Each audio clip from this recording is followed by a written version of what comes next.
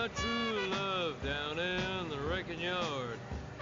I met my true love called a wreck Chevrolet, which I see every day. Welcome to another episode of The Wrecking Yard.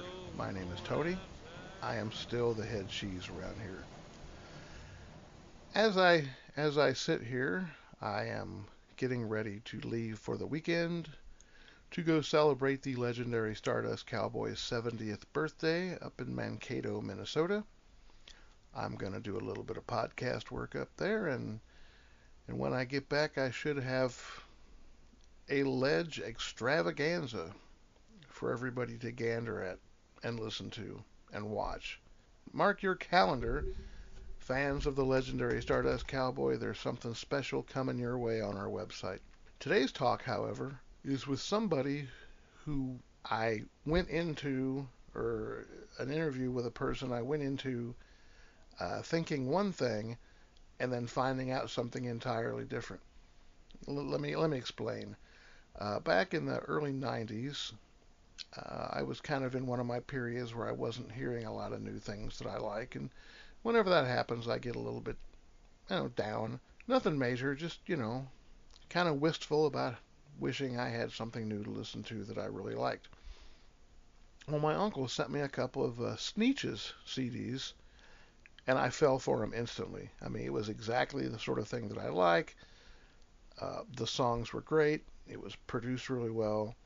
I mean, there was very little about it that I didn't like, and they instantly became pretty much my favorite current band. And this was the time of grunge, so it was fairly out of fashion. I even ended up writing a letter to their manager asking if they were going to play live during a period that I was going to be out in the Bay Area working on Cotton Pick and Smash. I ended up having a little bit of a correspondence with him, and I'm so sorry I don't remember his name, but he seemed like a nice guy, and no, the Sneetches were not playing any time that I was out there. Cut to today, I'm rummaging through Facebook, and I find the name Alec Palao. I know, hey, this guy used to be in the Sneetches. I contacted him, asked him if he'd be interested in being interviewed, and he said, yeah, sure, come on over. Doing a little bit of research, I knew vaguely that he worked for Ace Records and was in charge of some of their reissues. But while I was doing my research, I realized that it was much more than that. I mean, this guy is responsible for tons and tons of reissues that would not probably exist if he didn't. Just the list of the ones that I already have is exhausting. I mean, he did Golden State Funk, Get Your Lies Straight, another really great funk compilation. He worked on the Big Star box, the Rhino Nuggets box reissues, the Sly Stone Precious Stone comp, which is great, the Mystery Trend, Durando. Oh man, I meant to ask him about Durando, and I completely forgot. But the big one for me anyway was he's responsible for what is pretty much the gold standard as far as how a box set should be done. He compiled and put together the Zombies box set, Zombie Heaven, which is just one of those records that I don't see myself living without. It's on my iPad and my iPod. It's never far away, and I still listen to it on a fairly regular basis. Years later, Alec has also played with people from the Chocolate Watch Band, the Rain Parade, the Flamin' Groovies, the Seeds. He's been nominated for a Grammy several times. I mean, I didn't realize what I was getting into until the day before. We get to his house, and he directs us to the back where he has a studio building in the back. We walk in, and there's just massive amounts of recording equipment and master tapes. And then in the room next to there was basically a warehouse that I assume was probably his record collection. A record collection that took up a room the size of a small garage. I knew it was going to be a special afternoon when he said, here, let me move this so you can sit down. And what he moved was the master tapes for Captain Beefheart's Safe as Milk. he had me at hello. Um, this talk is a little longer than usual, but I think if you're interested in the same sort of things that I am, I think you're going to find it really interesting and really informative. I would like to thank Alec for giving up his afternoon for us. I believe that we were responsible for him missing his tea time, which I know to an Englishman is very important, and I apologize for that. I just want to thank him again for his hospitality. He gave me some great CDs on my way out, and oh yeah, as we were breaking down the equipment, he went to his desk and he started playing us some isolated tracks from the Who's My Generation and some early Kinks records. Pushing up just the vocals and just the guitar, and I gotta tell you, it was goosebump city for me. I was standing there for about 5 minutes with a tear in my eye and all the hairs on my arm sticking straight up. I can't describe to you how dynamic they sounded. If you're a music nerd like me, you're really going to get a lot out of this one. So I'm going to stop gabbing now so you can listen to it yourselves. Here it is, my talk with Alec Palao. I mean, that is, to have spent, quality time with your heroes, and to be friendly with them, and Right. and like Deke, I'm a groupie. I've gone to play with a lot of my heroes too. I've been a Chocolate Wash Band. I've been a Flaming Groovy. I've been currently a Seed. I've just been playing with Country Joe, doing all the set of his entire first album. With my friends from used to be in the Rain Parade, who I also play with, and Thin White Rope and stuff. And I played with everyone from Kevin Ayers to Oh, really? oh yeah, backed him up. Played it for a while in a group, sort of an amorphous collective called Mushroom, run by a guy called Pat Thomas, and he just sort of brings different people in. Well, I'm in on a lot of the early recordings and some of the early shows, and one of those we backed up Kevin, and that was a thrill, to play Lady Rachel and stuff like that with him. He's going, oh, because he was very impressed, because he was a bass player in the Soft Machines. He's very impressed. Oh yeah, you got the riff, man. So Jimi Hendrix taught me that riff. So it was fine. But the funny thing was, he was so drunk. He kept turning around, telling us to turn down, going like this, moving his hand down. But he just kept turning up, and he was so out of tune. It was like, oh. Somewhere there's a recording of that, but and that same band Mushroom, we opened for Faust too, and that was kind of we didn't play with him, but I remember I the can't guy. even picture that. Yeah, the guy coming along after said, "Sehr gut," Yeah, so I mean, I'm an omnivore. I like a lot. I mean, everyone thinks of me as like Mr. '60s guy, but I like I like a lot of different stuff, and I'm child of punk rock, so that stuff for me is intuitive anyway. At the same time, it's the argument I use with a lot of people is, because a lot of guys are circumspect, to put it mildly, when I first approach them. I'll call them up and say, "Hi, I'm Alec. I'm doing this. I found some wonderful stuff. I want to put it together. Blah blah." And there'll be a pause on the other end of the line. It's like, "Is this the Twilight Zone?" It's like then often, and then it doesn't always have. It's not just Americans, but it has my experiences mostly with Americans. Is that then it'll be like, wait a minute, you're some limey calling me about some piece of bleh from 50 Right. years ago that didn't sell, and you want to put it out? What's your angle? What's your hustle? Is there a market for this? You must be making a buck, because nobody does nothing without making a buck. Right. And that's it's an unfortunate thing.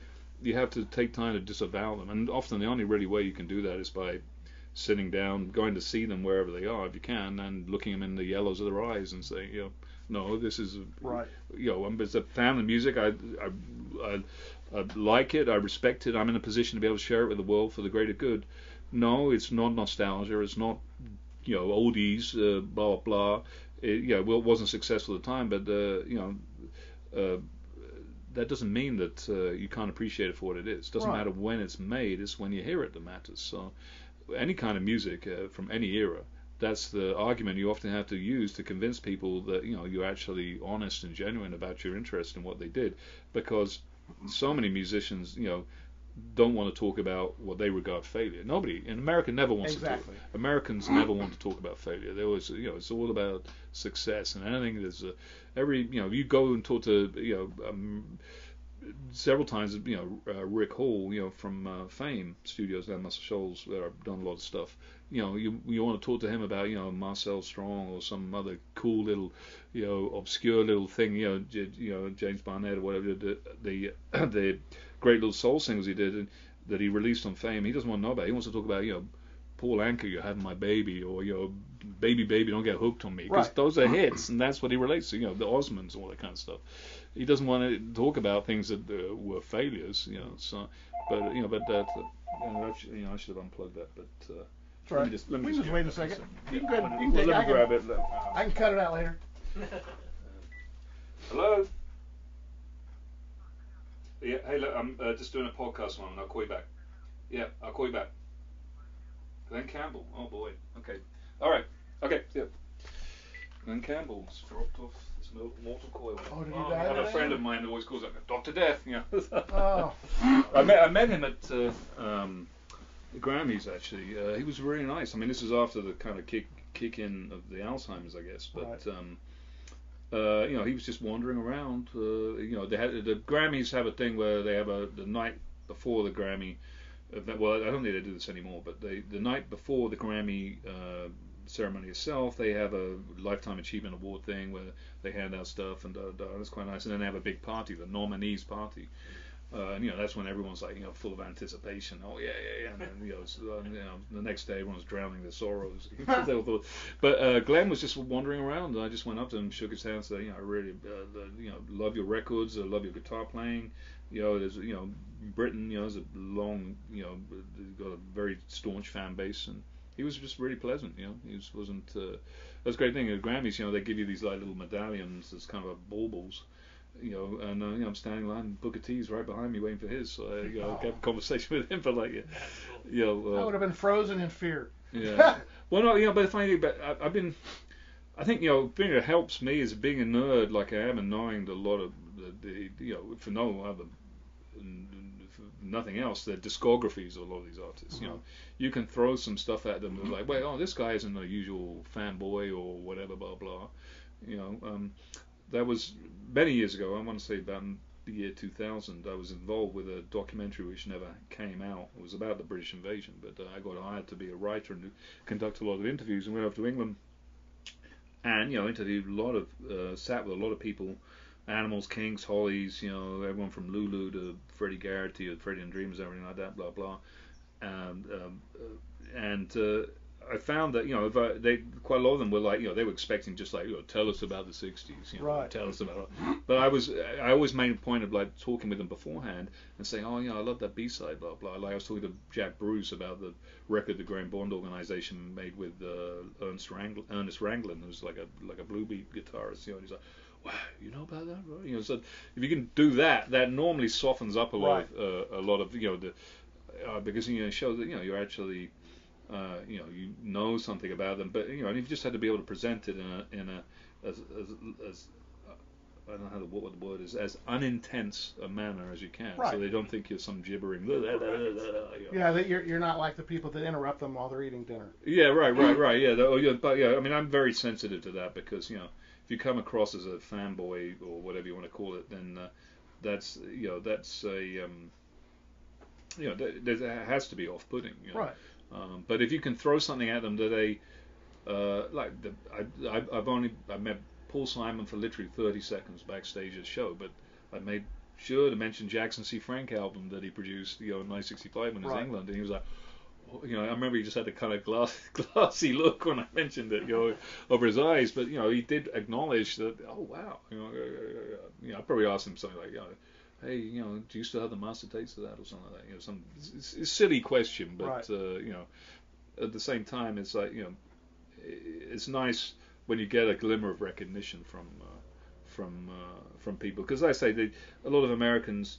I mean, actually, it's not fair to label and musicians of all nationalities and of all vintages. They, like I say, they don't think about their failures. They don't think about successes. But if you pull some nugget out of the distant past, that maybe they haven't thought about, then often that can tickle their fancy. Right. Well, like you were saying earlier, um, when you approach these people, and like say for instance with the legendary Stardust Cowboy, Yeah. our whole idea is that there were lots of documentaries out about people who had 10 #1 hits in a row or sold Yes. billions of records or whatever. But if history is only told from the viewpoint of the people who were successful and not from the people that didn't quite get there, then as far as I'm concerned, that's a one-sided telling of the story. And so that's when we went after the Ledge, he of course was into it the minute he heard from us.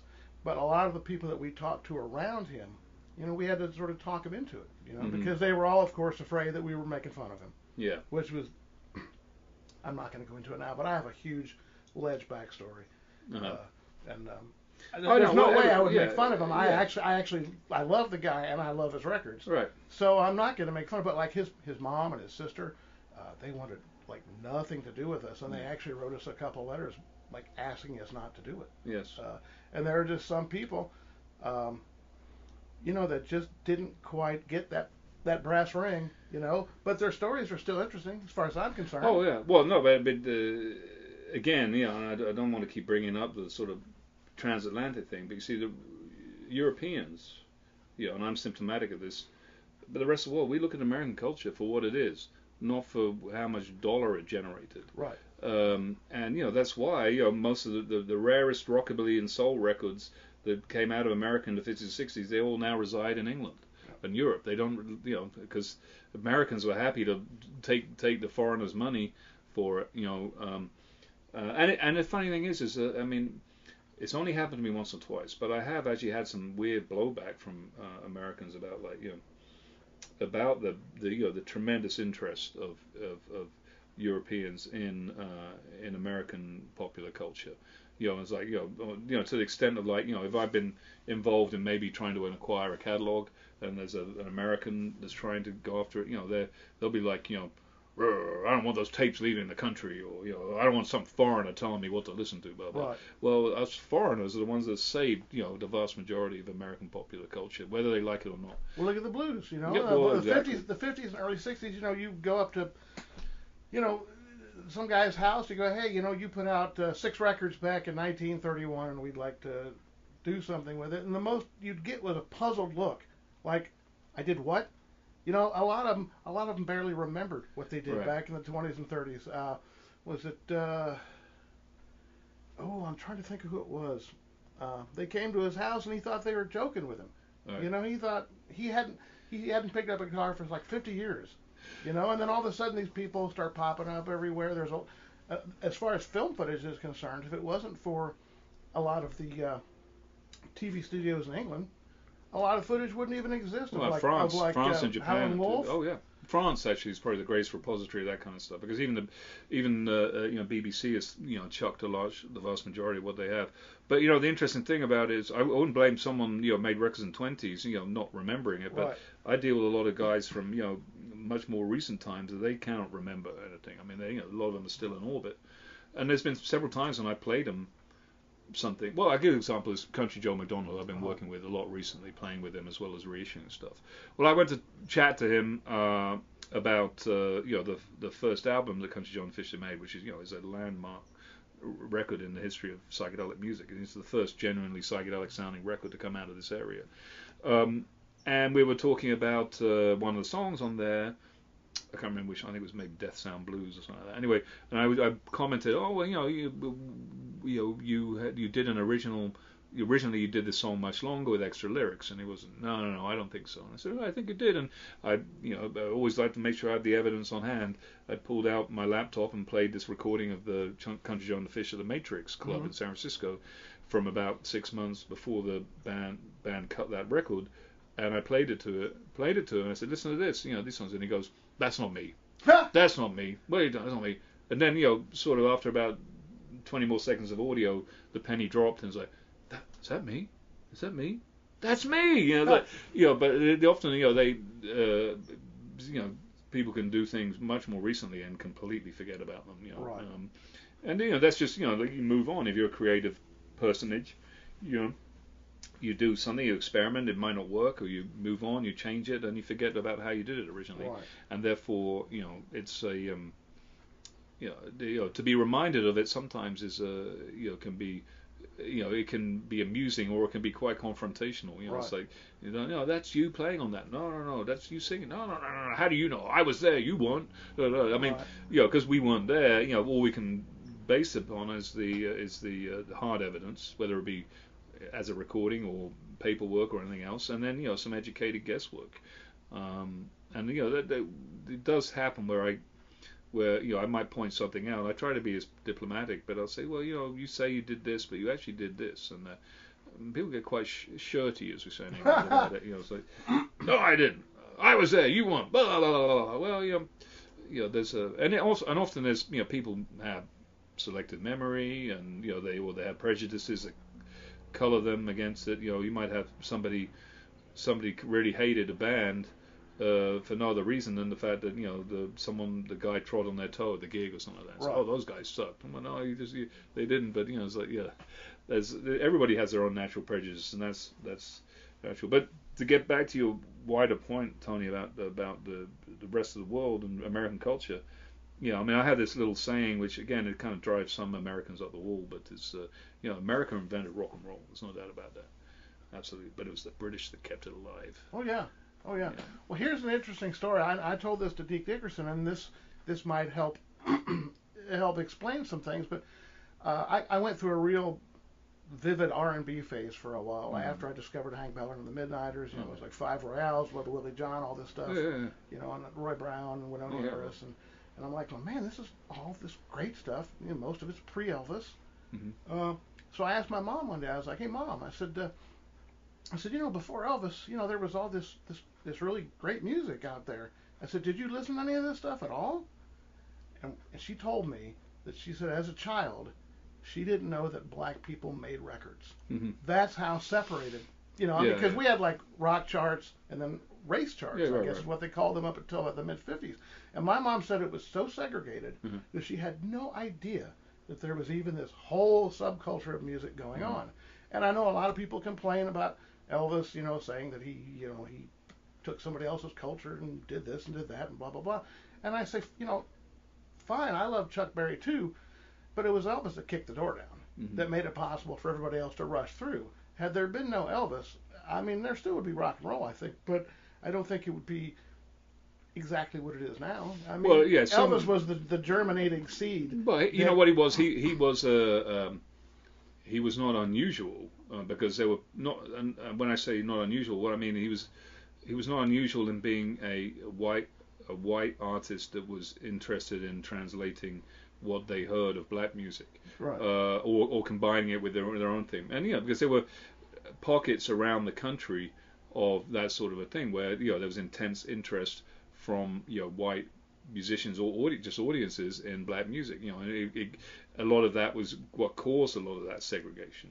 But Elvis was the guy who did because of his talent crystallized it for he's a good-looking guy that could really put it across. So he made it acceptable. Yeah. And that, I mean, of course it's like anything. It's like there's a there has to be some kind of a conduit for people to find out about stuff. I mean, I talk to a lot of American musicians of a certain vintage, and I always ask them, what did you think of, when the British came over and the Beatles or whatever, and there's a fair proportion of them say, well, when we first heard them, we thought they were terrible. We thought they were like lame Everly Brothers impersonators, right, or whatever, or they were just doing weak versions of Motown songs. But everybody after a certain point said, then we realized, these guys really were and a lot of it was the package, the way it was presented. Once they got past the teeny boppers screaming, they realized there's some substance to it. Well, there wasn't really any substance to the Bobbies and the Frankies and whatever. Much as though all of those guys made interesting records at one point in their life. I mean, if you listen to some of those later Bobby Rydell or Frankie Avalon records when they started using Wrecking Crew in LA, and it's great classic LA pop of the mid '60s, but the stuff they're famous for is Abominable, right, that kind of stuff. Well, as far as the Beatles are concerned, another thing a lot of people tend to forget was it was only 4 or 5 months after Kennedy got shot. Right. I mean, this country was in a bad mood. Things were looking bleak. People were thinking, what's going on? Where's this world heading? And I think that they were eager to grab onto anything that would give them a little bit of joy in their lives. Yeah, I mean, your point about that is a populist theory that Kennedy dying and everybody's in a funk, and and I think that's an aspect of it. But I just think that there was the fact is the record industry was really stale in the United States. It was people were it was the same old same old. I mean, you think about the big hit records in 1963 was the Singing Nun and what's it, Ruse Sakimoto, whatever it is, I read some of the it's funny because I've worked on this catalog, the Norman Petty catalog, but Sugar Shack by the Fireballs. So I think someone like Grill Marcus, someone said it seemed like it was the lamest excuse for rock and roll to get dreamed up for itself. But and that's unfair to the Fireballs because they're actually a really great group, but it was a stale business. The Beatles just put juice into it like you wouldn't believe. Record companies loved it because all of a sudden they had something. There was a new enthusiasm for what was going on. So Well, I didn't ask you how old you were, but I was 2. I was born in '61, so when the Beatles were first on Ed Sullivan, I was, I guess, closer to 3. But that is my earliest memory. The as far back as my brain goes is seeing the Beatles on Ed Sullivan, and it was and I'm sure that's what turned me into a music guy. Well, that and the fact that I had relatives that were kind of feeding me records and stuff. But yeah, I can remember sitting on the couch, and it's such a vivid memory that I can even remember what I was wearing. I was wearing Huckleberry Hound pajamas with the little plastic footy bottoms that go when you walk. And I just remember just sitting there, and I wasn't sure what I was seeing or hearing, and I had no reference for it at all. But I just remember love. I just remember, like, whatever this is, I love it. And the Beatles have just been sort of part of the background for me ever since.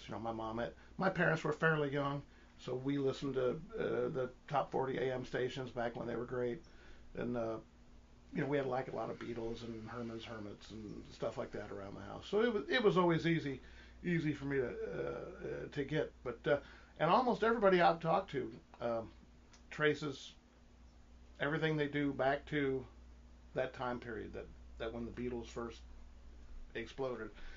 Sans one. I talked to this one group of kids who were considerably younger, and I asked one of them, I said, "What's your first musical memory?" And he goes, "Sitting in the car seat while my mom played Nirvana really loud." Yeah, I know what it makes you. Well, I'm a little bit younger than you. I was born right as Love Me Do was starting to go up the British charts, November 1962. Of course, the British experience is very different than the Beatles because it was a little bit more of a sort of a ebb, just basically kind of built up rather than having a flashpoint thing, like it was with the Ed Sullivan Show, etc. over here. But everyone. I mean, if I had to go from early musical memory, the earliest is probably hearing, "Paradise is Half as Nice" by Amen Corner, on the radio. And ironically enough, I've been working most recently with the guy who produced that, Shel Townley.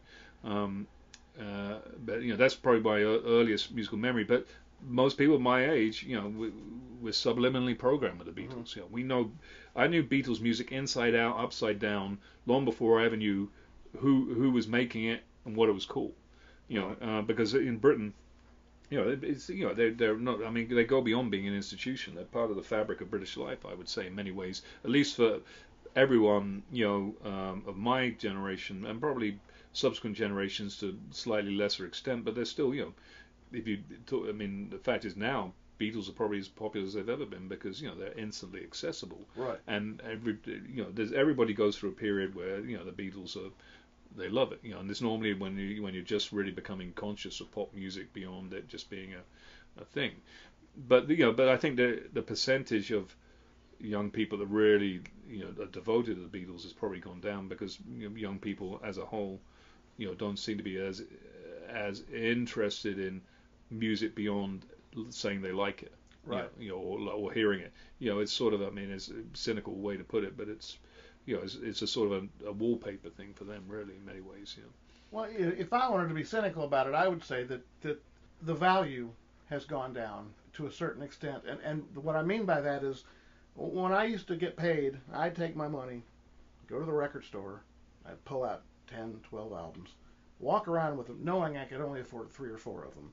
And you just walk around the store and you'd go, oh, well, okay, my friend's got this one, I can listen to his copy. And, oh, well, I can get this one next week. And I heard this one was better than this one, so I'll get this one first, and blah, blah, blah. And now, a kid can just, on his way out the door, grab his keys, grab his wallet, on a computer, blah, blah, blah. He's got what he wants to listen to, and he's out the door. Right. There's nothing to it. There's no effort. You don't have to put forth much effort to get what you want. Yeah. Oh, well, you're absolutely right. And, it's unfortunate. I mean, I've had this conversation with people many, many times. And it's kind of, I'm sure if I was someone in my late teens, early 20s that loved music, they'd be sick of hearing about it. Right. But, I mean, if it was it was almost like a secret mission, back in certainly in the 70s and 80s.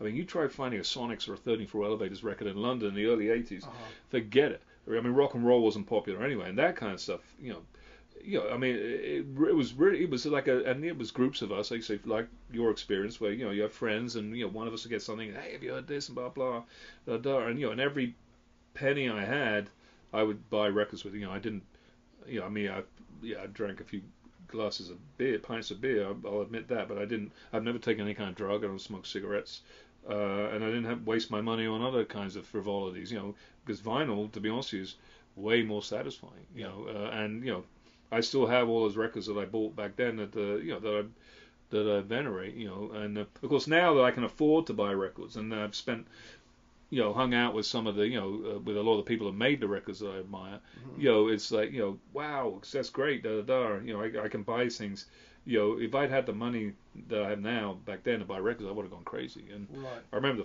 when I first came here on a holiday in 1987, it's like, I just went bananas because, American records have always been at a premium in England, and it's like, if you found an American record, be like, oh wow, even like stick your head inside, and go, wow, smells like America, So I came over here because records sold in much huger quantities here, they're far more plentiful and far cheaper, and so I remember the first time I came back from that holiday with like 3 huge boxes full of albums and singles and stuff like that, and I was like, I'd already made my mind up I was going to move here anyway, but right. And then when I did move here, it was like, right away I'm hitting every thrift store, every garage sale, every swap meet. I ended up selling records for a living for the first 10 years, and it was all just to get more records and more music. Sure. Well, I can imagine, I mean, just by looking around, I can imagine you maybe going and getting a record and going, wow, this is great. I wonder if I can get a hold of the master tapes to this. Well, I would say that now. When I first moved here at the end of the 80s, it took me a while. It's funny, just as a general comment, people often ask me, how do I get a job like yours? Where do I go to get a job? I say, well, they don't exist. You have to kind of make it up yourself. And it's got to be a combination of a certain amount of luck, but you've got to be really passionate about music and whatever. You're willing. You've got to be patient. You've got to be tenacious. And you got to know your onions. You got to know. You got to kind of put it together. It means so you need to be a diplomat, a historian, and a technician, as well as a fan. Right. And a writer or whatever you want to do. But what happened was I was fortunate back in the 80s, and the band that I played in, the Stingrays, we were signed to Big Beat, which is part of Ace Records. So I became very friendly with Roger Armstrong, Ted Carroll, and everyone else at Ace, and they knew, even then I was an omnivore for music. I'd hoover it up, and I even, me and the other guys in the band would hang around their offices, listening to all the new Kent Records releases and checking stuff out, and I even helped compile a couple of things for them at that time, just through my own. They're like, oh, you know about this stuff, When I moved over here, I stayed in touch with them, and I'd already, once I got here, I really wanted to know about the local music history here. I'd always been a big fan of San Francisco music, so I started delving. So they said, well, you talk to people, see if they got any tapes or whatever. So I would start doing that, and it just kind of built up from there. But it was right away I realized that there's nobody else really cares about this stuff. Or maybe it's it's not as though most of what I work on is high profile, far from it. So it's not like there's a lot of people wanting to do that. But at the same time, I almost felt it like a kind of a mission, to try and put some of what happened in the 50s, 60s, and 70s into context for not just aficionados such as ourselves, but for future generations, whatever you want to say. There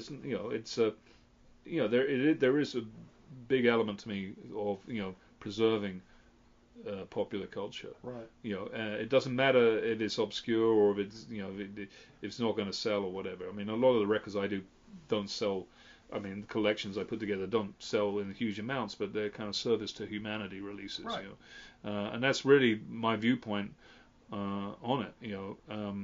But of course, especially the genres such as garage rocks, vintage garage rock or stuff like that is it's kind of a stepchild of collecting anyway. There's really only a few thousand people in the whole world that really love that music. I mean, it is influential, but it's not as doesn't have the devoted following as the vintage soul music has. Right. And that's or rockabilly even. So rockabilly and soul are the two vintage forms of music that really still have a lot of cachet, not just with the usual suspects such as ourselves, but with younger people. I mean, I see the young people really into like rockabilly and soul, of course, is soul funk, where right up to modern soul, whatever they call it, stuff is done in the 80s. That's still packs clubs all around the world, and of course a lot of modern pop music and hip hop and stuff feeds a lot on that stuff anyway for inspiration. So. Well, now talking about all the reissues and stuff, I remember when CDs first came out, and people were kind of,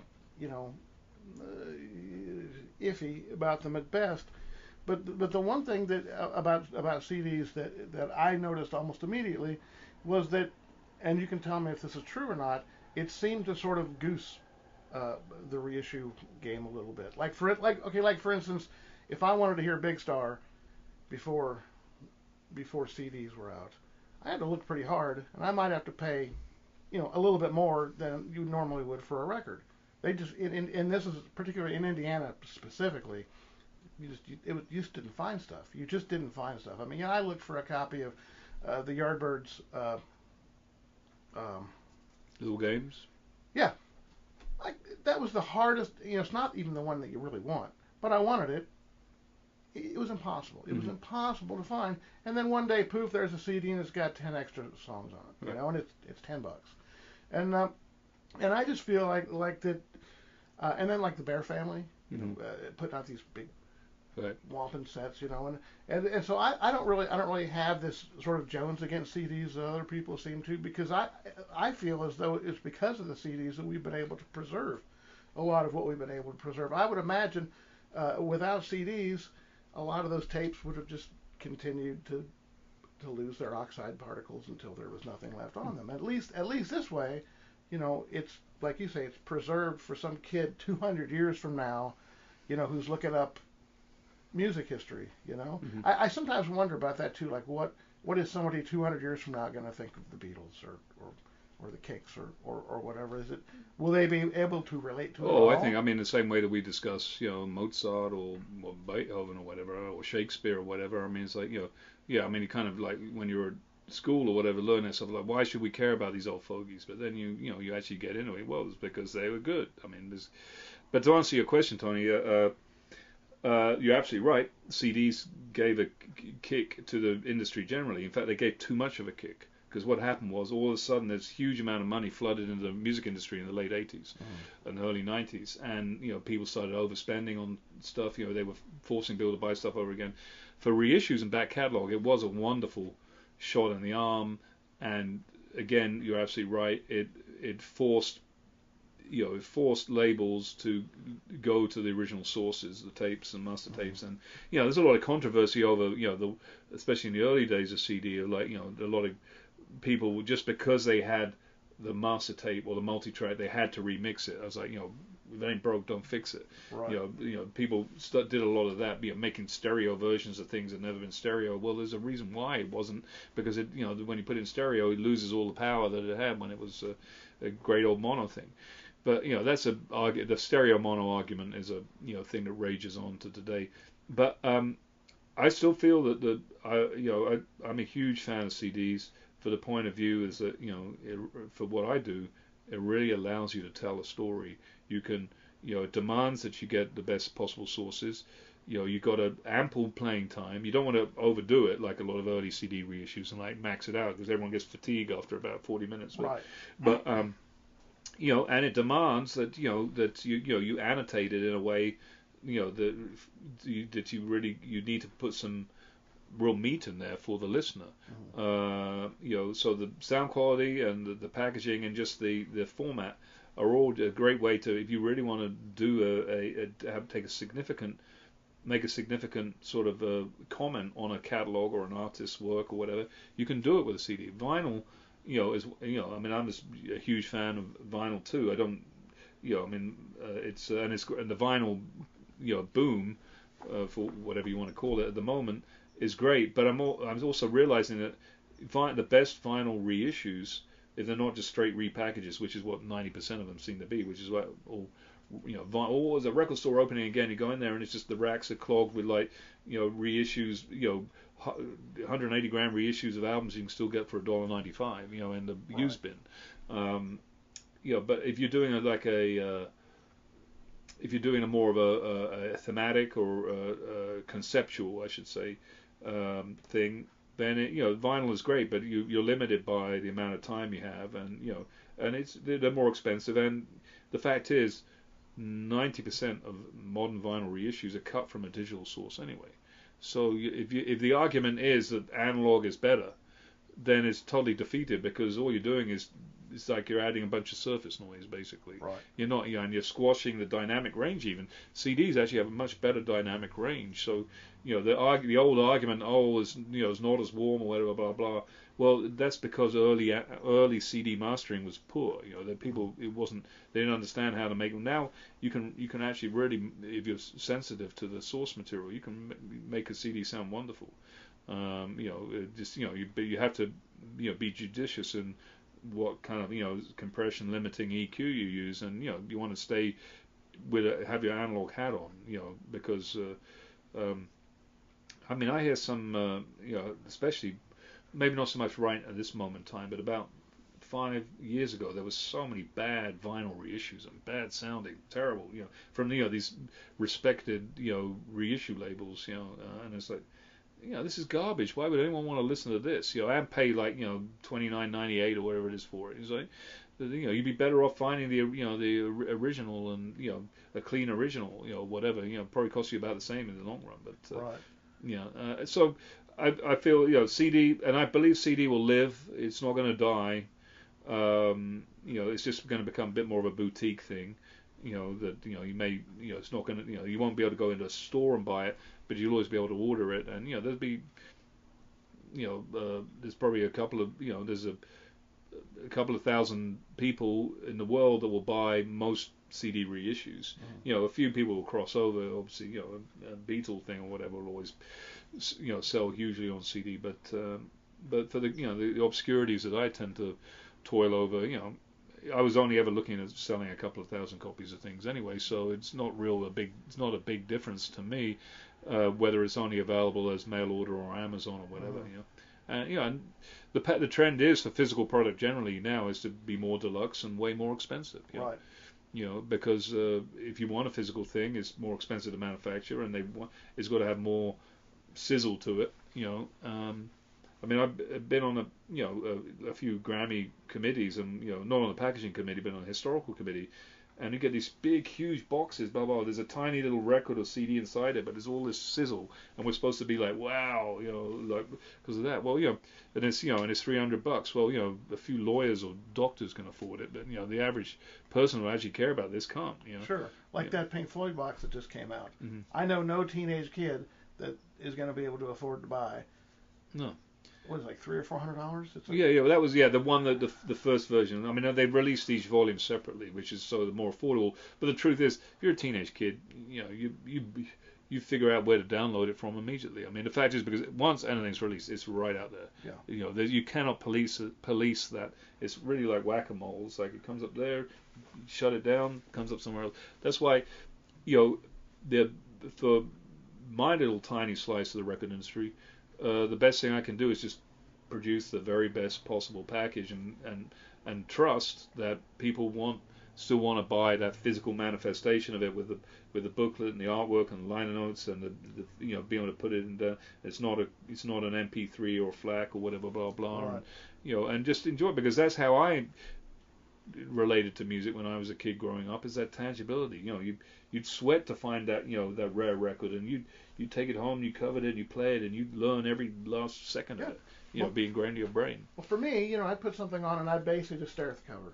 And just stare at the cover. Hopefully there'd be something inside to read or something to look at. Yeah. And then eventually you get bored with that and you start reading the little, you know, the little print. And this is how, you know, you discover who, like, Jack Douglas is, or who Bob Ezrin is, Yes, or whoever. right, You know, yeah. you keep seeing that name over and over again. You're going like, well, that must be a pretty important producer guy, because I keep seeing his name on all this stuff. And like, you know, Shel Talmy. I mean, you know, unless somebody's bought a lot of Kinks albums, they probably wouldn't know that name at all. Well, not a lot of people. Well, interesting about Shel is a lot of people. I mean, certainly, you know, the likes of you or I know instantly who he is, and there's even people who aren't quite as big into music that probably might have heard his name. But all you have to do is say My Generation or You Really Got Me, and they know those. So I said, well, that's the guy who produced those. So you know, but yeah, the thing about it, it's funny. Back in the '80s, you know, when I was really starting to hoover up records and everything, I go to record stores, and there was a couple of guys there who were very, you know, mentored me a lot and instructed me, told me, go after the, you know, check this out, check that out. But they used to tease me also that they say, oh, wow, you know, this he's memorized the liner notes to all these, you know, albums or whatever. You know, and that's not true. It's just I mean, I didn't, I remembered it, but I learned it's like remembering names on, you know, you look at a record, you see, you know, not just who produced it or who the writer was, but even the publishing company will give you a clue as to where it came from, and right, or Hypnosis, you know, you're going, hey, those guys made that other record album cover. Yeah, know? right, yeah. There's always factors, but I mean, and it helps me in my travels. You know, I might be, you know, I mean, there's a very good friend of mine, Barry Wickham, who's one of the major dealers, 45 dealers in the United States, probably in the world. He's got a fascinating collection. And when I visit with him, he'll say, oh, I picked up these things, you know, and he'll bring them over. I'll look at them, and, you know, just genuinely, I'll say, oh yeah, this guy, he did that later, and he loves that, because I'm saying, you know, pointing out something to him that he wouldn't have known about that record.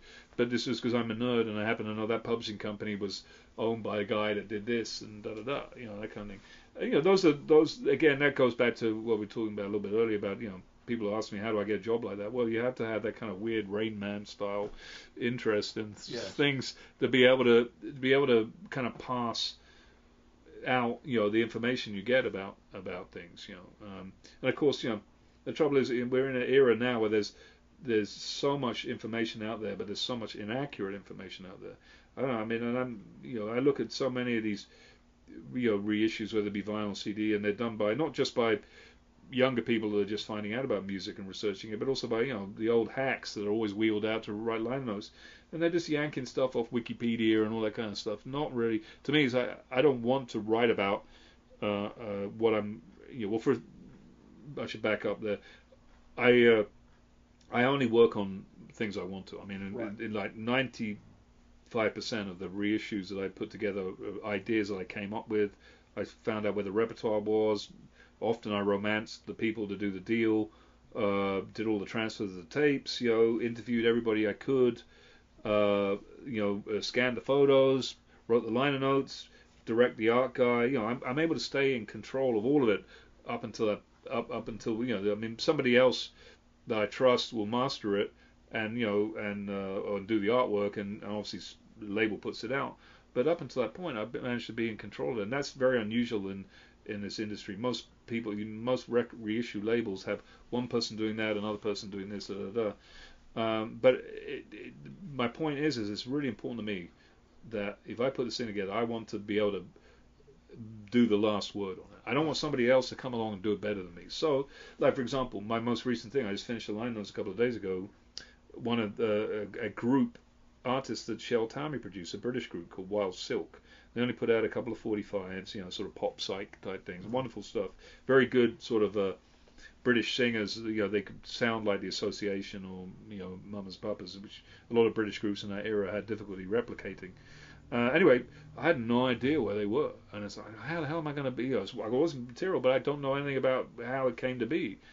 And the wonderful thing about this moment in time is that you can, just through a few clues, I found that the daughter of the lead singer had posted something somewhere on YouTube. So I reached out to her via Facebook and whatever, and I didn't hear anything for months, and I was getting concerned because the deadline for this thing is coming up, and then finally she got back to me. She put me in touch with her dad, who gave me the email numbers of everybody, the other 3 guys in the band. One lives in Australia, one still lives in England, and the other guy lives 2 hours down the road from here. So by the time I was finished, I had the voices of all 4 guys who were in the band, in the package, and so I felt like, wow, this is wonderful. Now I've really told the story with respect to them and their legacy, and so anybody that has an interest in this music and buys this package, they'll can put it down afterwards, having listened to it, knowing that they know the story of the band. Right. And that's really important. I think there's too many people are very cavalier about that aspect of stuff when they put back catalog together. You can tell. Someone like you mentioned, Bear Family, tremendous label. The packaging is beautiful, everything like that. If I had to level a criticism, I'd say is that none of their kind of their completist approach to things doesn't really make for great listening. No, I will compile. Yeah, stuff that I like. I'll listen to it all the way through once or twice, and then I'll compile. I could say the same thing about that Bob Dylan Basement Tapes box that just came out. Yeah. There was a time when I was like, okay, I'm ready. I'll listen to all of this stuff. Yes. But then when you're actually confronted with a list of hundreds of songs, and you're going like, this is going to take me a day or two. But I love it. Yeah. But on the other hand, it's it's like a combination of work and pleasure. You want to do it, but you got to do it. Well, it is a bit of a chore sifting through that stuff.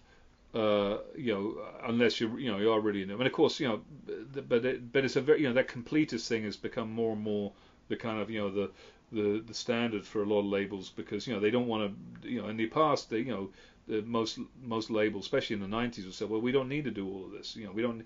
A compilation is better.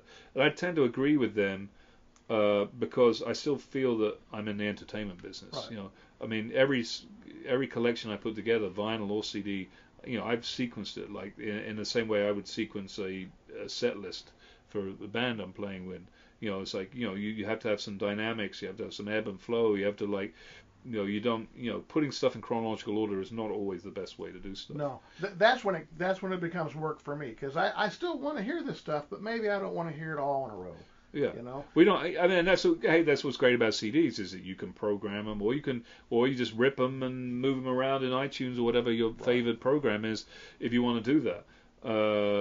But I still feel I would still like someone to purchase something I put together, sit down, put it in whatever player they're using, and at least get unless they really don't like the music, get a nice flow of stuff coming at them, where they don't have to keep reaching up and pressing the thing. Exactly. And I really would, I want them listening to pick up the notes, and then, or if they're just reading the notes before they listen to it, I want, when they're reading the notes, they're like, wow, this is making me want to listen to this music. Those are things. It's a thing you use when you're judging, say, liner notes for a Grammy committee or some other kind of thing, and that is one of the key criteria is the argument. Why should we be listening to this music? What is important about it? You have to have historical context and stuff like that.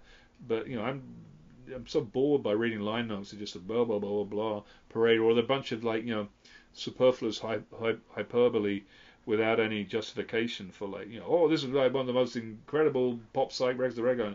And then all they do is they just write a bunch of notes, words that are reviewing the contents of the CD or the album. Right. Well, I got my own ears. I know whether that's an amazing bass part and incredible fuzz guitar lead, blah blah.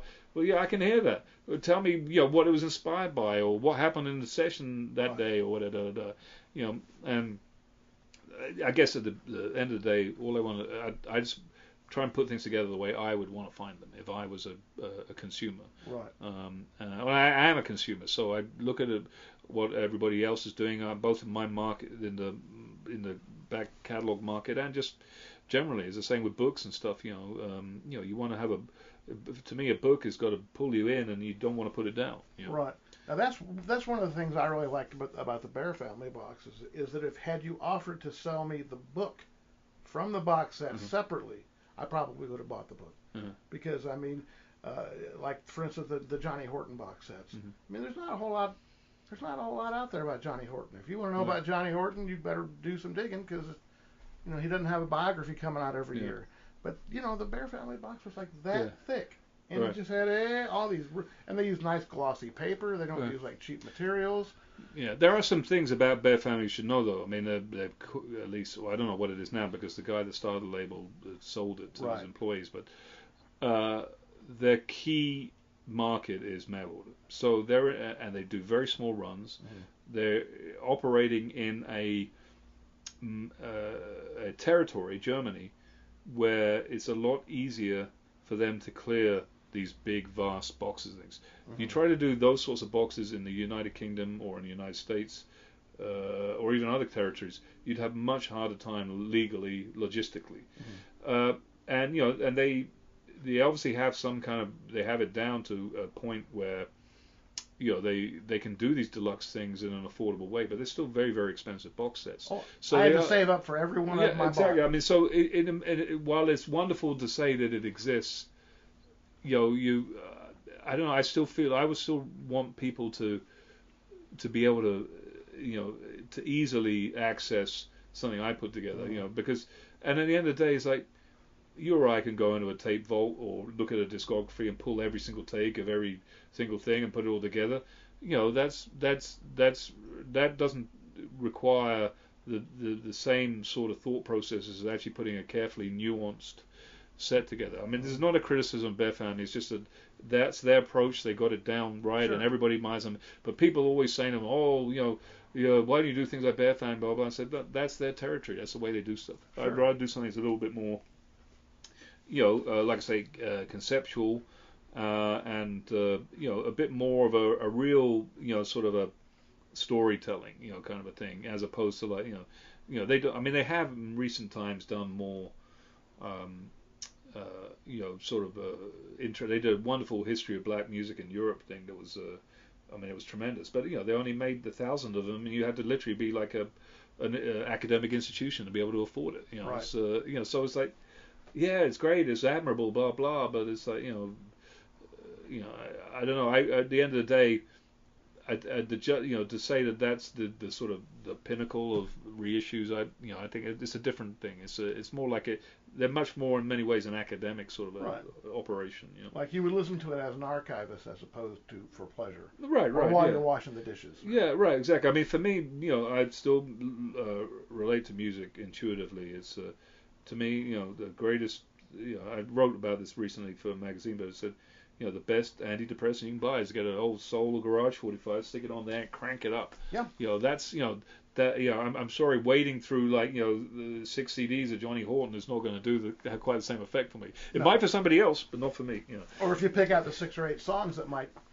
motivate you. Yeah, it's whatever turns you on, but you know, there's something about that 2.5 minute instantaneous adrenal rush that you get.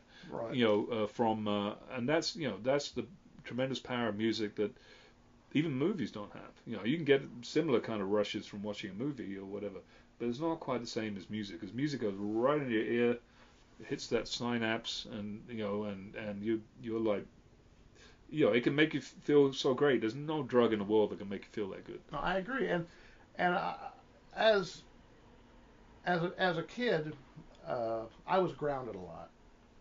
I wasn't a bad kid. I just did things that my parents didn't like, and so I got grounded a lot. And music was my friend, you know, because I couldn't go out. I couldn't go outside. You know, I was kind of sometimes even discouraged from leaving my room. But I had my own stereo, and I had a stack of records.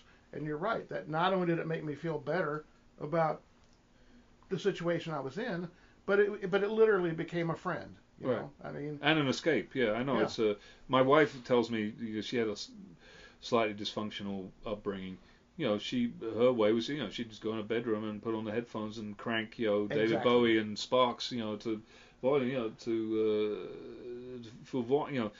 for me it's the same kind of thing. It was almost like, I mean, I just, I'm a child of punk rock, so even though I had a pop consciousness from, like I was saying earlier, probably from about the age of 6 or 7, I didn't really, there were other things that occupied my preteen years, making little models and stuff like that, but then, when punk rock came along, that was like, it's the last time you could have been a kid, like 14 as I was, and had something to get excited about rock and roll. I mean, maybe kids relate to EDM or rap and stuff in the same way that I did, but for rock and roll, that was the last hurrah for rock and roll, really.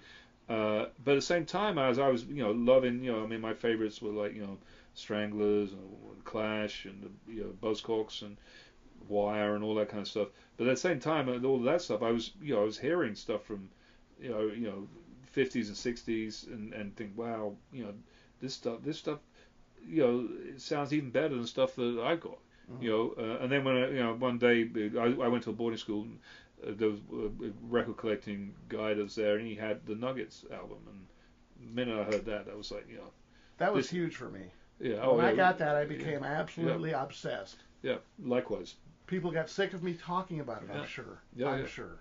Yeah, but that really, I mean, there's something about that, and that, again, garage rock, or you want to call it, it's sort of a stepchild. It's not as cool to like, garage as it is, rock or rockabilly or soul.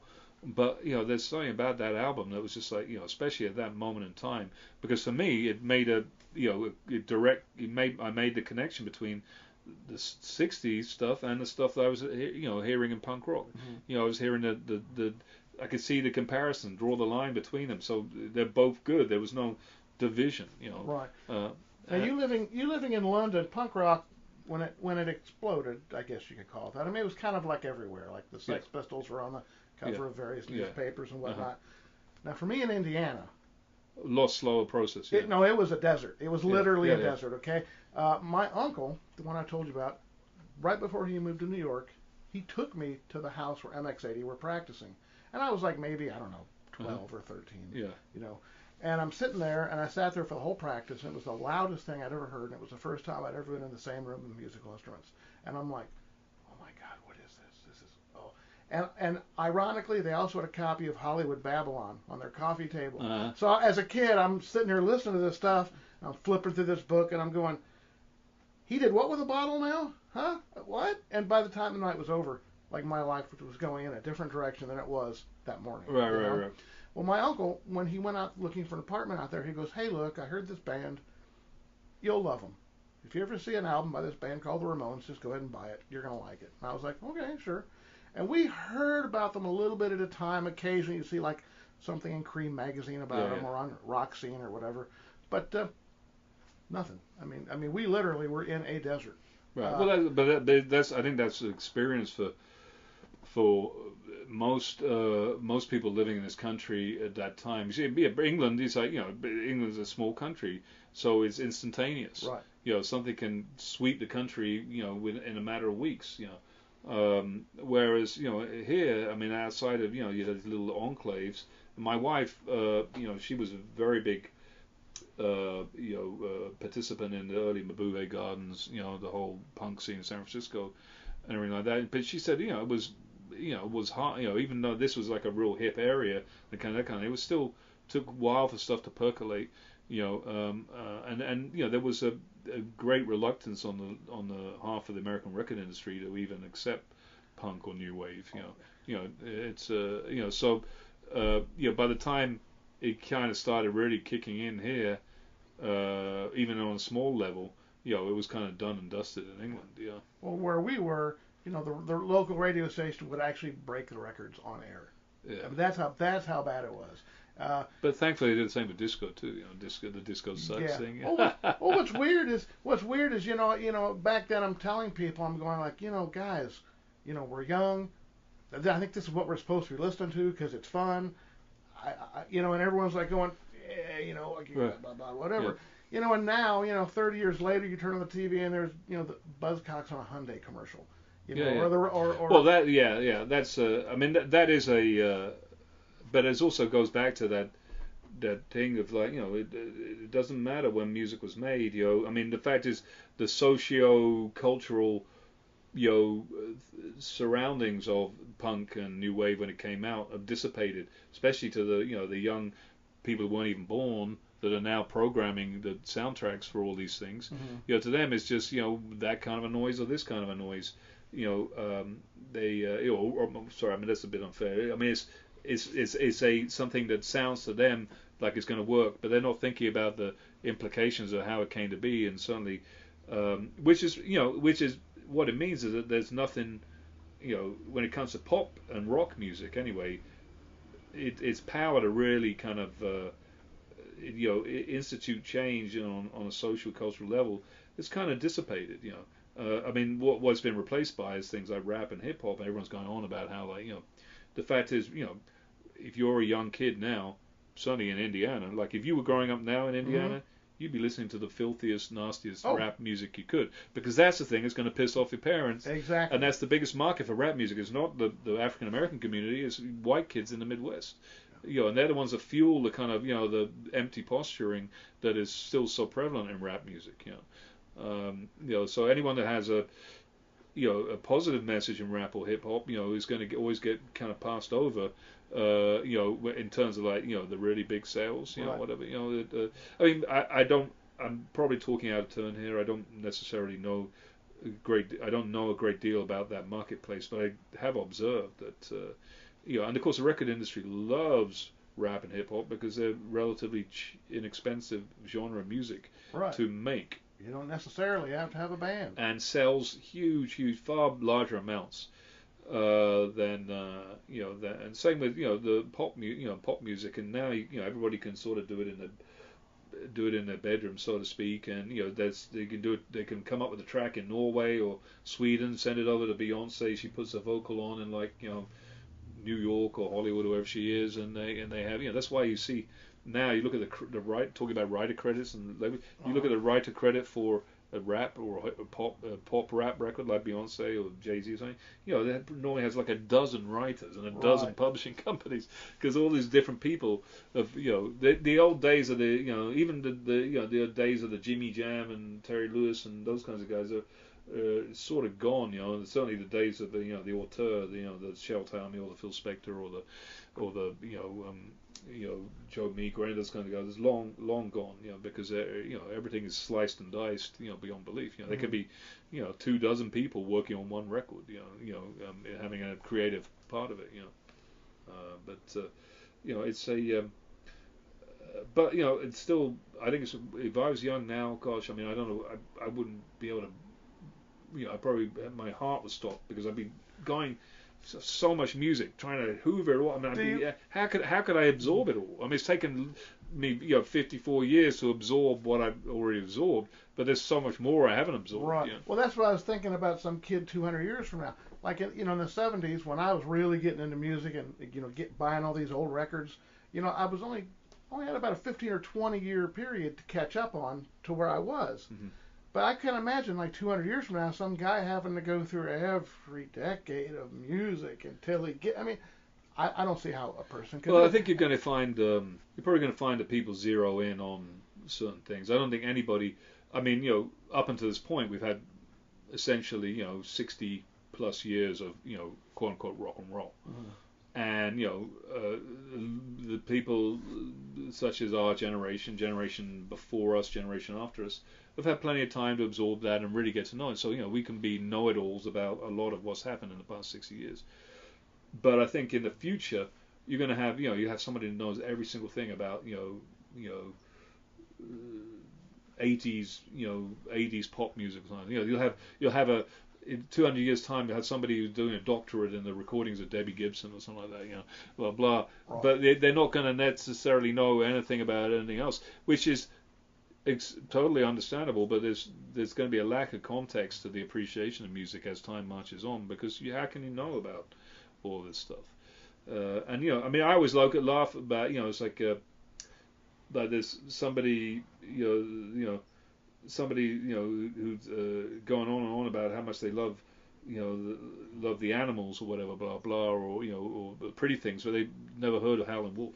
I mean, it's like that's what I mean. The lack of context is like you might know all about this particular thing, but you don't know anything about what's surrounding it. Sure. And that's happening now with a lot of reissues. When you see people lack the context, they'll try and build some kind of manufacture some importance with a artist or a set of recordings or whatever, because they'll say, oh, this is the first all women rock band, blah blah. Well, no, actually there's a lot before, they're not the first, but of course that's not going to help their story or their pitch, right. their angle, and so a lot of it, I mean, again, it's like people could probably level the same criticism of me, like me venerating something that's not very good, but and that's fine, we all got taste. The Ledge, right? Well, Leisure Stars Cowboy, a unique individual, and probably crazier than most of the legendary rock and roll eccentrics.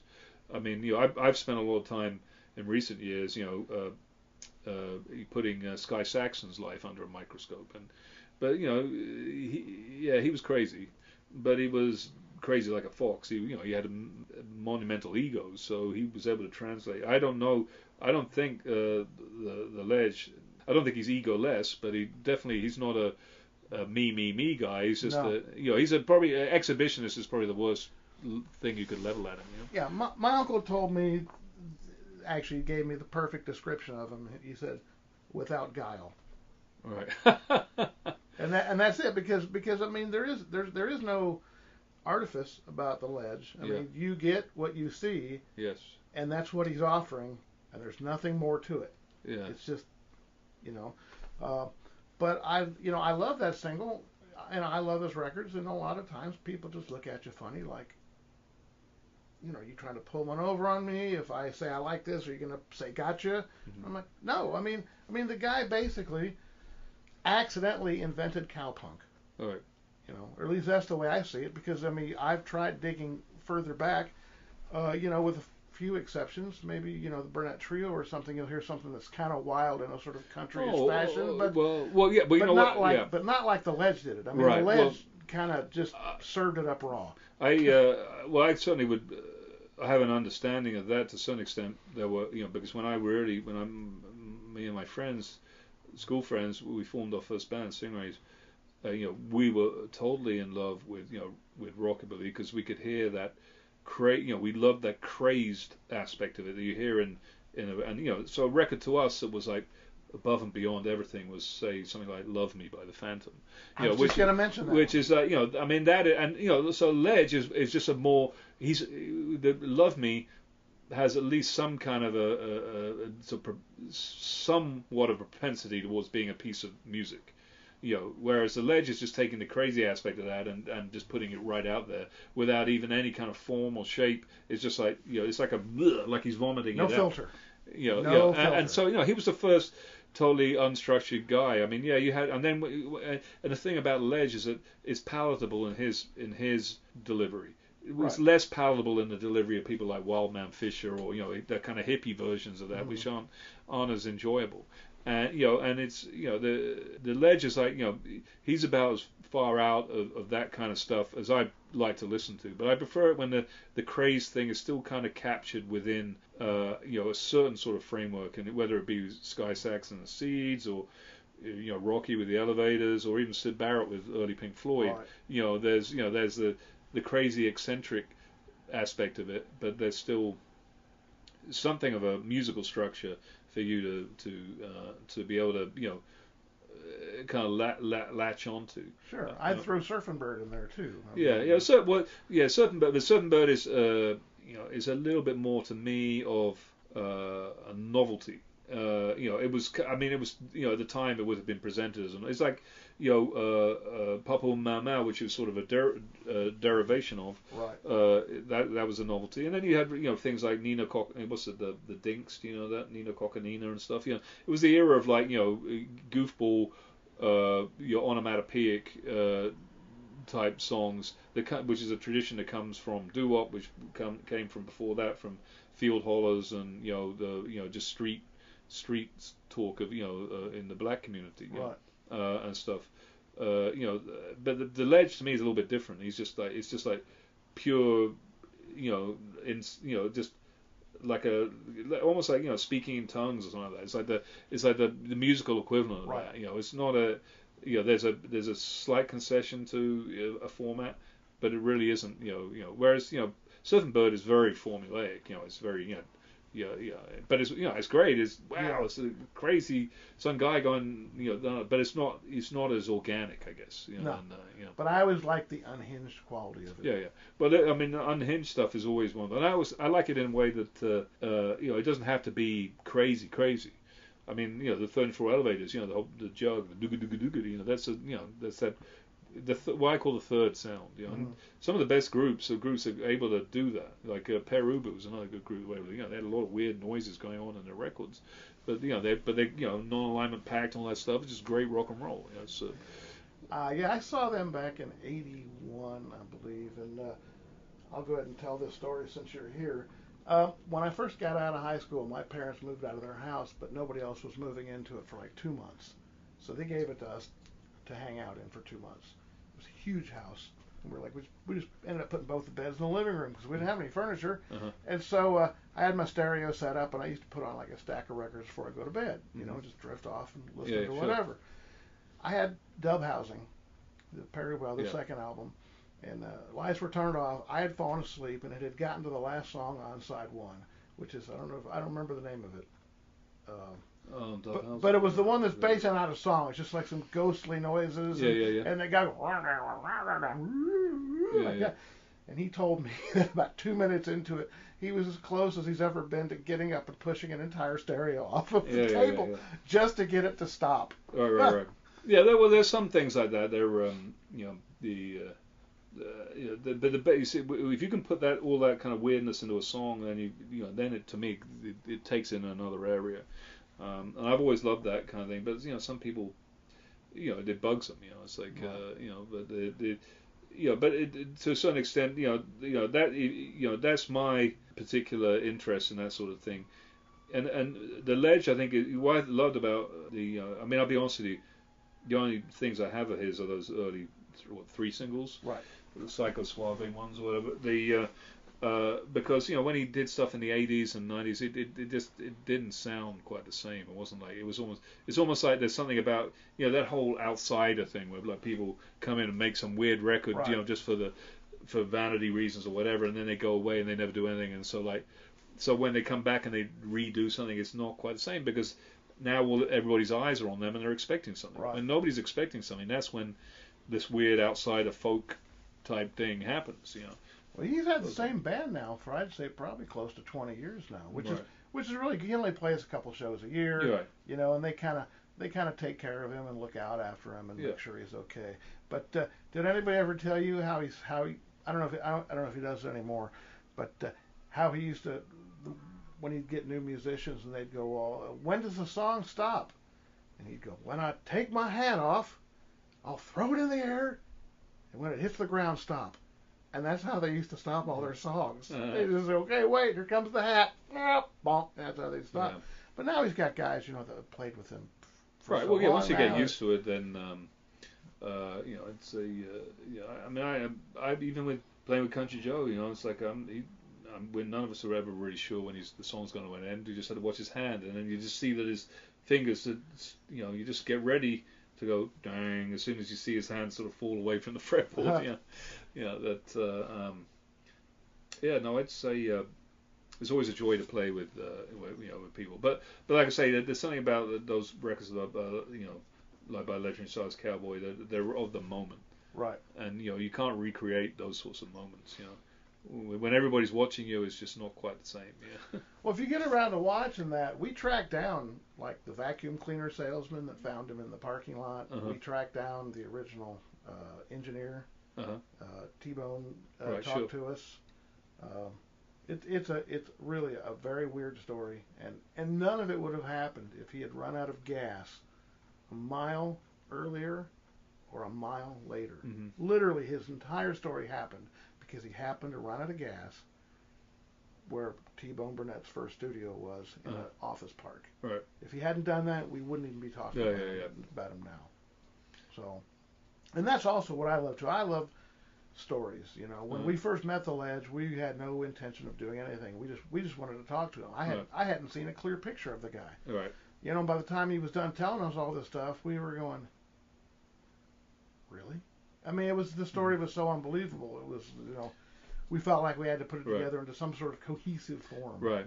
Well, there's a lot of unbelievable stories like that, though. Yeah. I mean, that's the thing is, and all of this stuff, unfortunately, you know, for years, you know, because it wasn't none of these people successful at seeing his extent, you know, they'd either be like, you know, laughing at somebody sort of, you know, being out there, you know, sort of like, or you know, it's just not anything that's seen as quote unquote marketable, you know. But now, of course, all of those crazy stories, you know, that's the thing. Everything's being presented now as an amazing story you haven't heard of, which is wonderful because a lot of them are. But then there's an element of hype creeps into it, or but you know, there's still a lot of stuff I don't know about. There's an artist I'm looking forward to checking it out. The Numero was just doing a thing on this guy. One of the first transgender sort of, not the first, but a early transgender singer, Jackie Shane. You know, who's like based in Toronto. You know, African American guy that went through a transition, and it's this incredible like female James Brown sounded like. You know, and it's a great story. You know, you see the footage, it's like whoa. It's like, you know, the photos. You know, I had no idea. You know, I mean, there's probably many others like that. You know. I've uncovered a few of them. One of them not that far away from where you grew up, Danville, Illinois. That's fairly close. Truly the armpit of the United States. But in the 1960s, they had this amazing little recording studio and a record label. It was sort of like a time warp. You know, the main artist was like a total rockabilly guy. Yet his records sound like the fiercest garage punk you ever hear. Dean Carter. Anyway, he was he put out he and his partner Arlie Miller. His real name's Arlie Neville, but he recorded under the name Dean Carter. They made a bunch of records, including the most insane version of Jailhouse Rock you're ever likely to hear. And it's a really weird story because it has like, you know, there's like 12-year-old girl playing clarinet on it. And stuff. Anyway, they had a little studio to record a bunch of stuff. Local garage bands would come and play, and then they had a couple other people that were like Dean, sort of weird kind of rockabilly / garage kind of mashup things. So anyway, I got in, you know, the Jailhouse Rock and Dean Carter records were sort of known about, but I got in touch with the guy to put the stuff out and went out to Danville on a couple of occasions, schlepped my gear out there and recorded, you know, copied the stuff, and it was a bizarre story. It was like, because, you know, it was right in this area where all stuff happens. Like, I mean, Champaign is about the nearest town where there's any kind of a music scene, and it was like, you know, really, you know, it's one of the wonderful things about America and the regionalism that has gone from America, where you can have these tiny little, you know, different parts of the country, these weird little scenes, and people doing these things, and you know, nobody knows about it in the county next door. Exactly. You know, that's all gone. You know, everything is homogenized now, not just in America, but throughout the world. But particularly in America, you know, when I first toured with the Sneetches, you know, band I joined and moved to, you know, I was like, wow. You know, gosh, you know, we're going to like Cleveland, this is where the raspberries are from, or, you know, we're going to Philadelphia, this is where the Nas are from, you know. It's like, you know, I was getting so excited, but then after a while, I started realizing everything started to look the same. And then, you know, in subsequent times, I've driven all across the country, many occasions, principally for Ace Records, you know, who I'm extremely happy to represent. And, you know, as time goes on, one mall, you know, the malls start taking over and everything looks the same. Yeah. So now that you really don't get a flavor of the regionalism of America that you might have done at one time. Until, of course, you get together with people or you go to smaller towns and it's where it still isn't quite so. I suppose the only real experience I've had of that in recent times is in Louisiana. I've been in New Orleans a few times, but I've never actually been in another part of Louisiana. And the first time I went there to work on the Jay Miller catalog, you know, which is, you know, Slim Harpo, Lazy Lester, Lightning Slim, a lot of great, R&B and rock and roll stuff. It's based in Crowley, Louisiana, which is near Lafayette, tiny little town. And I got there on Mardi Gras, the first time, and it was like I'd arrived in a different country. I'd never seen so many drunk people in my life, but happy drunks. Oh yeah. Very happy. No, violence or sort of there was no anarchy like you might have anarchic outside. Everyone's just really happy completely, and they're drunk on Coors or Bud. It wasn't like anything stronger. And it was bizarre, but it's wonderful, and it just reminded me like it doesn't matter how homogeneous things get, there's still that local that thing that you can still find if you're lucky. But I've been going to Austin, Texas for many years, and that place has just lost its uniqueness, to my mind anyway.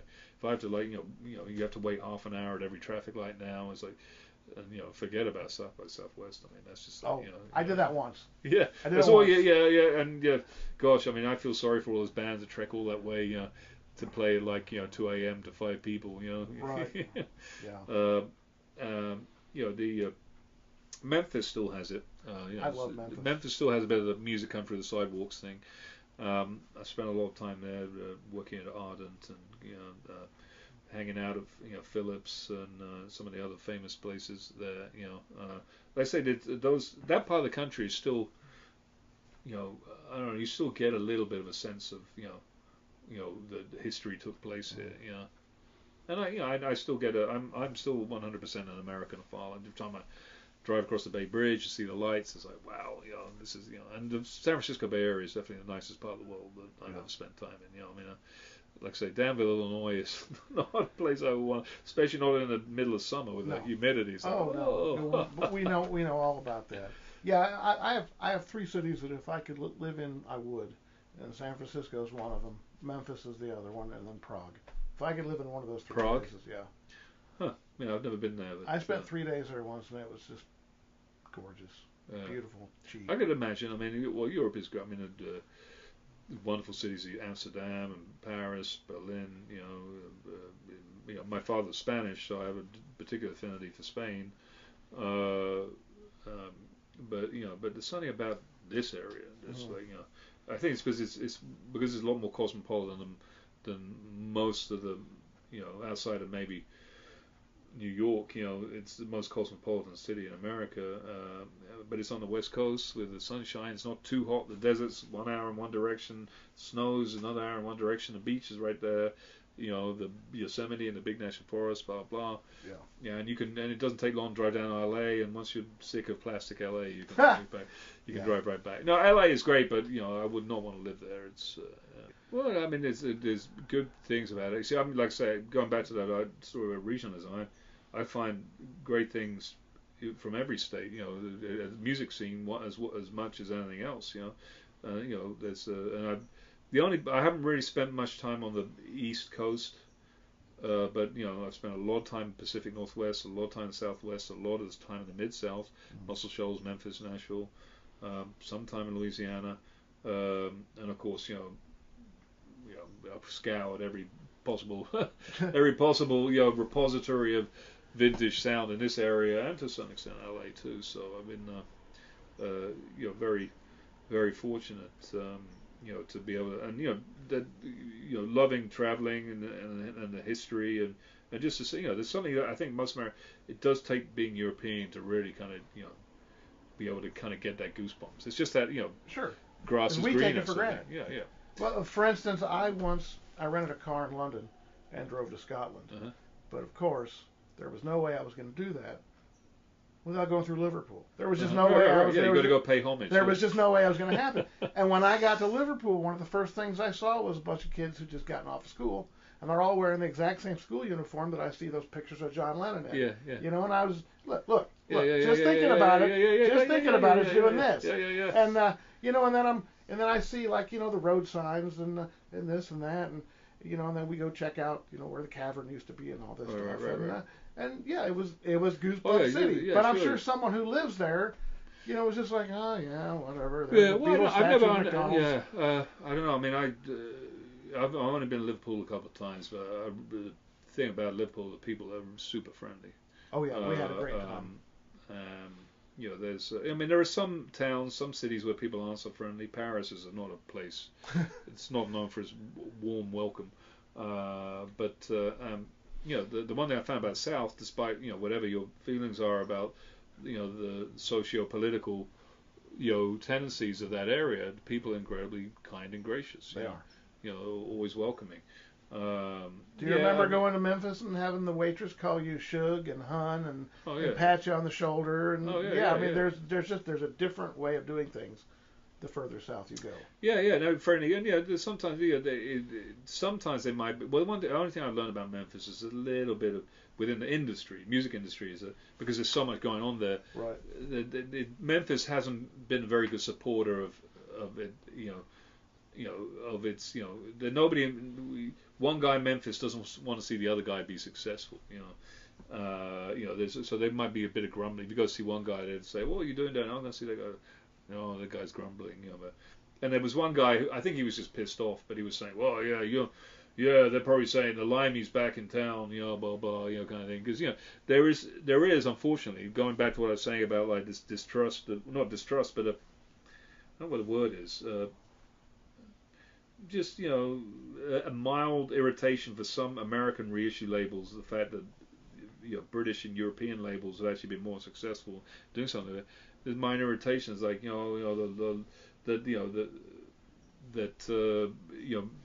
going out to Memphis to talk to somebody about doing something reissue and stuff has an element of carpetbagger about it or whatever. Right.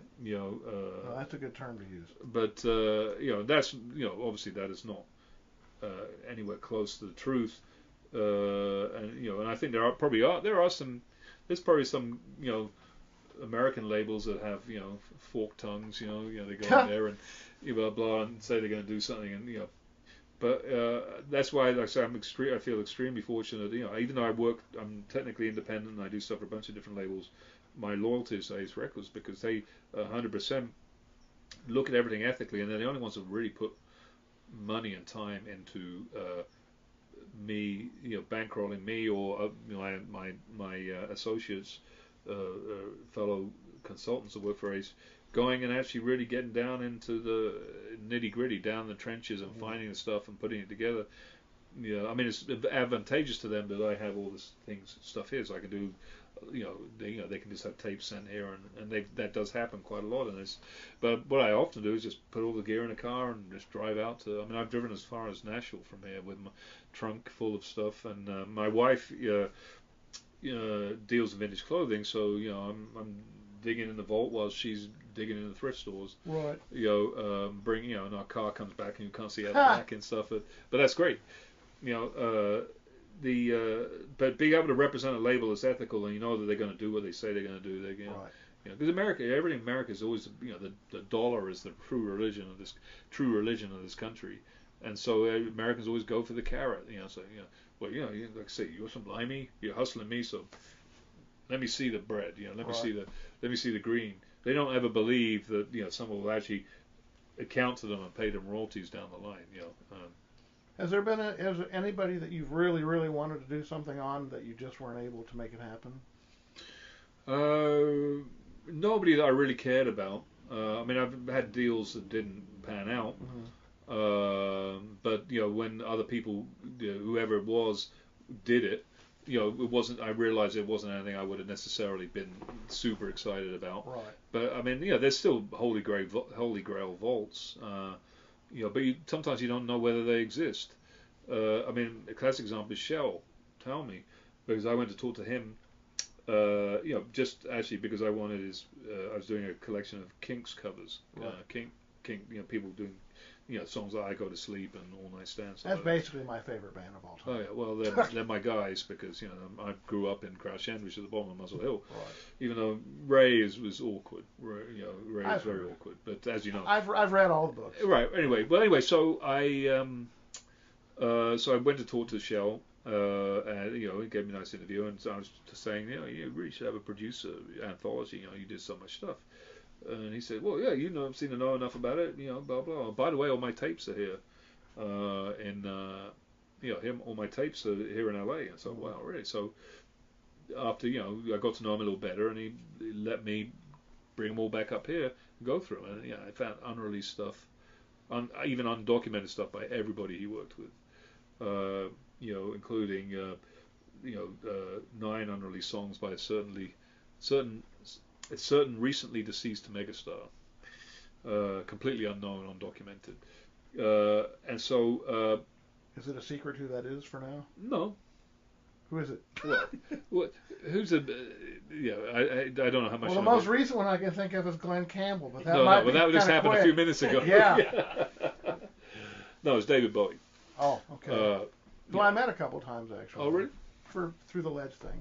Yeah, of course. Yeah. Very my understanding of him is that he was always a kind of a gentleman. He was very compared nice. to a lot of the higher, like our friend Mr. Davies, for example. Yeah. But I heard he was difficult before he was famous. Ray? Yeah. Oh, I don't know about that. Well, Ray, what it is this is a larger point about all of that. Where if somebody's supposed to be a nice guy or difficult, doesn't matter. For the likes of you and I, is getting, if you have to ask them for something, whether it's a question, an interview, or you need permission for something, you have to go through the representation. Right. They might be a nice guy, and they might be perfectly willing to want to do it, but their representation are like, they're the professional asshole that's been hired to run interference on anybody wanting to do something that's connected to them. And so often you get stuff blown back at you, and you don't even know whether that person got the message or not. Yeah. And you don't know how it was represented to them. You might write a very nice, polite email, and they'll say, "Well, this jerk wants to da da da da," and you don't know that. Right. So it's a, but in the case of Bowie, I don't know if Shell produced a couple of records by him in 1965. One with the Manish Boys and one with the Lower Third, and because Bowie was getting into songwriting at that time, there's a bunch of songwriting demos, and then there's some stuff with the band again. And this was a classic example of the serendipity that often happens. When and is that I had a relationship with Shell, and we're working on stuff, and then one day I just happened to be at his house, and I asked him, hey Shell, you have any records or acetates or anything like that, because he's a guy been in the business for a long time, and most of those guys I find they often hang on to that sort of stuff. Now, Shell, as you may know, is blind. He was actually kind of losing his sight back in the 60s. Right. So he said, well, I don't know, maybe. And his wife pointed me to a closet, opened it up, and I started going through. And it was, a lot of uninteresting stuff at first. And then I pulled out this big 12-inch acetate, and this is just with white China pencil on it, Davy Jones. Wow. Now, so at first I thought, wow, that might be, this is probably the things that Shell gave to Rhino. In the early 90s, there was a Rhino compilation that had some unreleased Bowie stuff that Shell gave him. Well, I bring it home, play it. 5 completely undocumented tracks with a band. And it's the grungiest, snottiest, the most punk that the early Bowie ever sounded. I don't know if you're familiar with the King Bees and that stuff. But he's singing in that kind of whiny R&B voice, but there's like fuzz and stuff in the background. So that was like, whoa, and I found a lot of other things of that nature by all of the people he worked with. The thought of that kind of a stash still being there to be discovered is something that that's my point. Is that there's some things that that I would like to find out. I'd like to know if there's anything there, but you don't know if it actually exists or not, or what there is. And sometimes you can ask, if I hadn't asked that question, I wouldn't have found that thing. Sometimes it just kind of whoa. Right. And there's a concept which I've done a lot of, which is, you compile as you're going through a vault. In other words, I brought all the Shell's tapes home, sat them, sit in boxes here, and I'm just putting them on the machines, playing them. Oh, that's another good one. Make a note of it. Blah, blah. Before you know it, you've got a. So now I've got a collection of mod stuff, of beat stuff, of girl groups, creation. I did a double CD thing with some extra stuff. That group I was mentioning, Wild Silk. I didn't know any of that whole albums worth stuff. Lots of different things, and all of that was like not when I first went to talk to him, and I thought, oh, maybe I'll get to do a producer anthology and put a few, interesting B-sides or more obscure singles. Well, all this stuff's there, and all this stuff came out. So on the and I'll give you a copy of it. It's the thing that came out is called Making Time Shell Town Anthology. It has a completely unreleased Easy Beats and a different take of one of the Bowie things. Really? And a few other things too. Did you ever meet Chris Stamp? No. My uncle was one of his pallbearers. They were really good friends. Oh, really? No, yeah. Well, oddly enough, you were talking about how, finding out that somebody you're looking for lives 2 hours away. My uncle found out that Chris Stamp lived like 2 streets away at one point, and a couple streets the other direction is Stuart Sutcliffe's sister. So he's gotten to know both of them just by being in the area. Neighbors, yeah. Well, I did block and a half down that way is my friend Peter Albin, bass player at Big Brother and the Holding Company. It's like there's then like I say, it's like that finding that guy from Wild Silk was just a couple of hours away. So I got to sit down and talk to him about some band from Luton in the early mid '60s.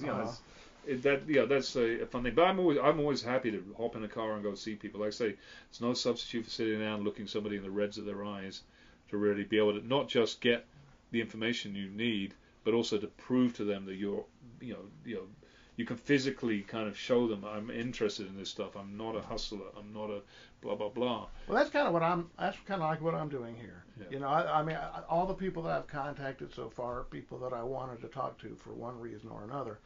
I had no idea that you did all of this when I first contacted you. I was just thinking, okay, I gotta find one of the Sneetches. Because, and I'll tell you why. Because I have periods in my life where sometimes I'm not hearing a lot of what I like, and it just happens every once in a while, and I'll get kind of down, and I'll go, man, I haven't heard anything that I really like that's new lately, and during one of those periods, my uncle sent me a couple of CDs, and he goes, hey, this is right up your alley here, you're gonna like these just fine, and he sent me the first 2 Sneetches CDs, and I just played the crap out of those over and over and over and over. I'd say for a 10-year period, Another Shitty Day was on every compilation tape I made for everybody, regardless of what it was. I was just like, fuck it, I'm putting it on. What's so ironic, Tony, is that I don't know if I told you or if you know, but I put together a Sneetches anthology earlier this year, and I had a long discussion with both Mike Levy, who lives probably 10 minutes away up there, and then Daniel, the drummer, lives a little bit further away. Matt, the guitarist, is important, but anyway, I had a long conversation with Matt and Mike about whether we should put that song on the compilation. And at the end of the day, we thought, a lot of people love it, but we were just concerned about the sort of novelty aspect of it. I know. I'm a sucker for songs that start out sounding one way and then shift. Yeah. Well, I will say one thing I'll say about Mike Levy's songwriting is that that was right in the ballpark of the way he writes. Is that he put nice music to a sardonic or sarcastic lyric, and that I really identified with that. But again, it comes from having an unpredictability about because most I mean, if you want to put us in the power pop category or whatever, we'll accept that. Although we never felt that way. It'd be lowercase p on the power. Yeah, but most power pop groups, most power pop songwriting, I should say, doesn't tend to be sarcastic. It tends to be more like if it's not like sort of reverentially boy girl la la la, then it might be quirky, wordplay-ish type stuff. Right. But it wouldn't necessarily have a negative view of it, because it's power pop is, correct me if I'm wrong, by definition is more kind of upbeat, positive type thing. I usually find it's about girls that you're never gonna have. That seems to be the Well, you might have some songs of longing. Despondency type stuff, but not but it's like I say, and the thing is, my connection with Mike and Matt and those guys is, we all came. Well, those guys came from a Rama Lama, punk background, and they just didn't want to do that anymore. They wanted to do something more melodic. I had a bit of that, but I always liked the melodic stuff anyway. And of course, straight away, we just bonded on the usual suspects, Zombies, Easy Beats, Left Bank, Sure. da da da, and we were playing. We were doing this all at the height of grunge, and it was like, God. Oh, I remember. It was Believe like me. we were like, I remember someone said we were candy. American phrase, candy ass. But see, I grew up on AM radio, and I grew up specifically on a lot of that like Castanet's Cat stuff. You know, the 1, 2, 3 red light, right. Bubblegum, Indian Giver. I loved that stuff as a kid, and I kind of grew, I guess, an appetite for hooks. I mean, I like to hear a song that when it's over, the first time I've heard it, I can remember it. I got the wrong Big Star album first, and then I'm going to write an article someday about this, about how like Third, getting the wrong one first. Yeah, I got that one. Like my first album. I respectfully disagree with you there, Tony. No, I like that album. Third Don't is get my me favorite wrong. album because, and it's the first one I got a hold of too. Right. Because it was the one that was easily available because it was reissued. But I thought it was a contemporary album. In 1980 or whenever it was. It wasn't until later. I mean, I do love the first two albums, but if I had to say an album, it's definitely third. And I having put all that stuff under the microscope in recent years, like I mean, I have all the multi tracks. If you put third, if you just took all the faders and put them up, it just sounds like a big mess. Right. But it's through the genius of actually John Fry, the guy who mixed it, much as anything else, that it becomes a record. But it's a classic example, I think we were talking about earlier, of the crazed insanity part mixing with great pop songwriting or whatever, blah blah. There's less of the insanity on the first. There's some insanity on Radio City. There's more uptightness on the first album. Well, what I meant by wrong album, I didn't mean bad album. I just meant, like, say, for instance, the first Who album I ever bought was By Numbers. And I love that record. Don't get me wrong. Sorry, we won't hold that against you. I know a lot of people don't like that record, but it was my first one, and I was like, oh. And then I find it funny that, like, say, for instance, some kid's older brother goes, man, the Rolling Stones are really great, and then he goes and buys, like, I don't know, Black and Blue. Well, that's that joke about, like, I remember seeing some documentary about Stones in 1982, and they said, how long have you been a Stones fan? Oh man, for years, ever since Some Girls. That was actually the first Stones album I ever had, right. And I hated it. Well, I was like, what is this? My uncle told me that I was going to like this because it sounded punkish, and then he kind of went like, and he gave me, big hits and. Well, no, it's when you hit. I mean, it's like all of that stuff. See, all I knew of the Kinks growing up was Lola, which I liked, but it was sort of I certainly didn't pay any attention to the rest of the '70s stuff.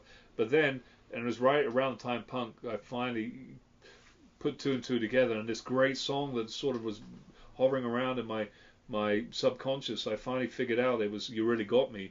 All of a sudden, it's like, these guys are the greatest, and I hoovered it all up right after that. But up until that point, it's like, I don't know, Yeah, I remembered all those singles from when I was a kid, but I didn't connect them with the Kinks. And then my uncle gave me a copy of Something New, Something Else. Something else, yeah. Something New is Beatles. That's right. I always forget. So he gives me that, and I listened to that, and I liked it instantly. But on top of liking it, I was only maybe 12 or 13 maybe. But he was singing about things that I didn't have any concept of. He was singing about relationships, like two sisters. Yeah. I mean, he's singing Produced about things. by Shell, by the way. Yeah, totally foreign to me, and it made me think like, man, life sounds like it's going to get complicated. Yeah. And the other album that did that for me, and I noticed I was when I was looking up today, I found that you had a list of like your 10 favorite albums, which actually we have a lot of crossover there, but. The other album that did that for me was that Julian Cope compilation he did for Scott Walker. Oh yeah.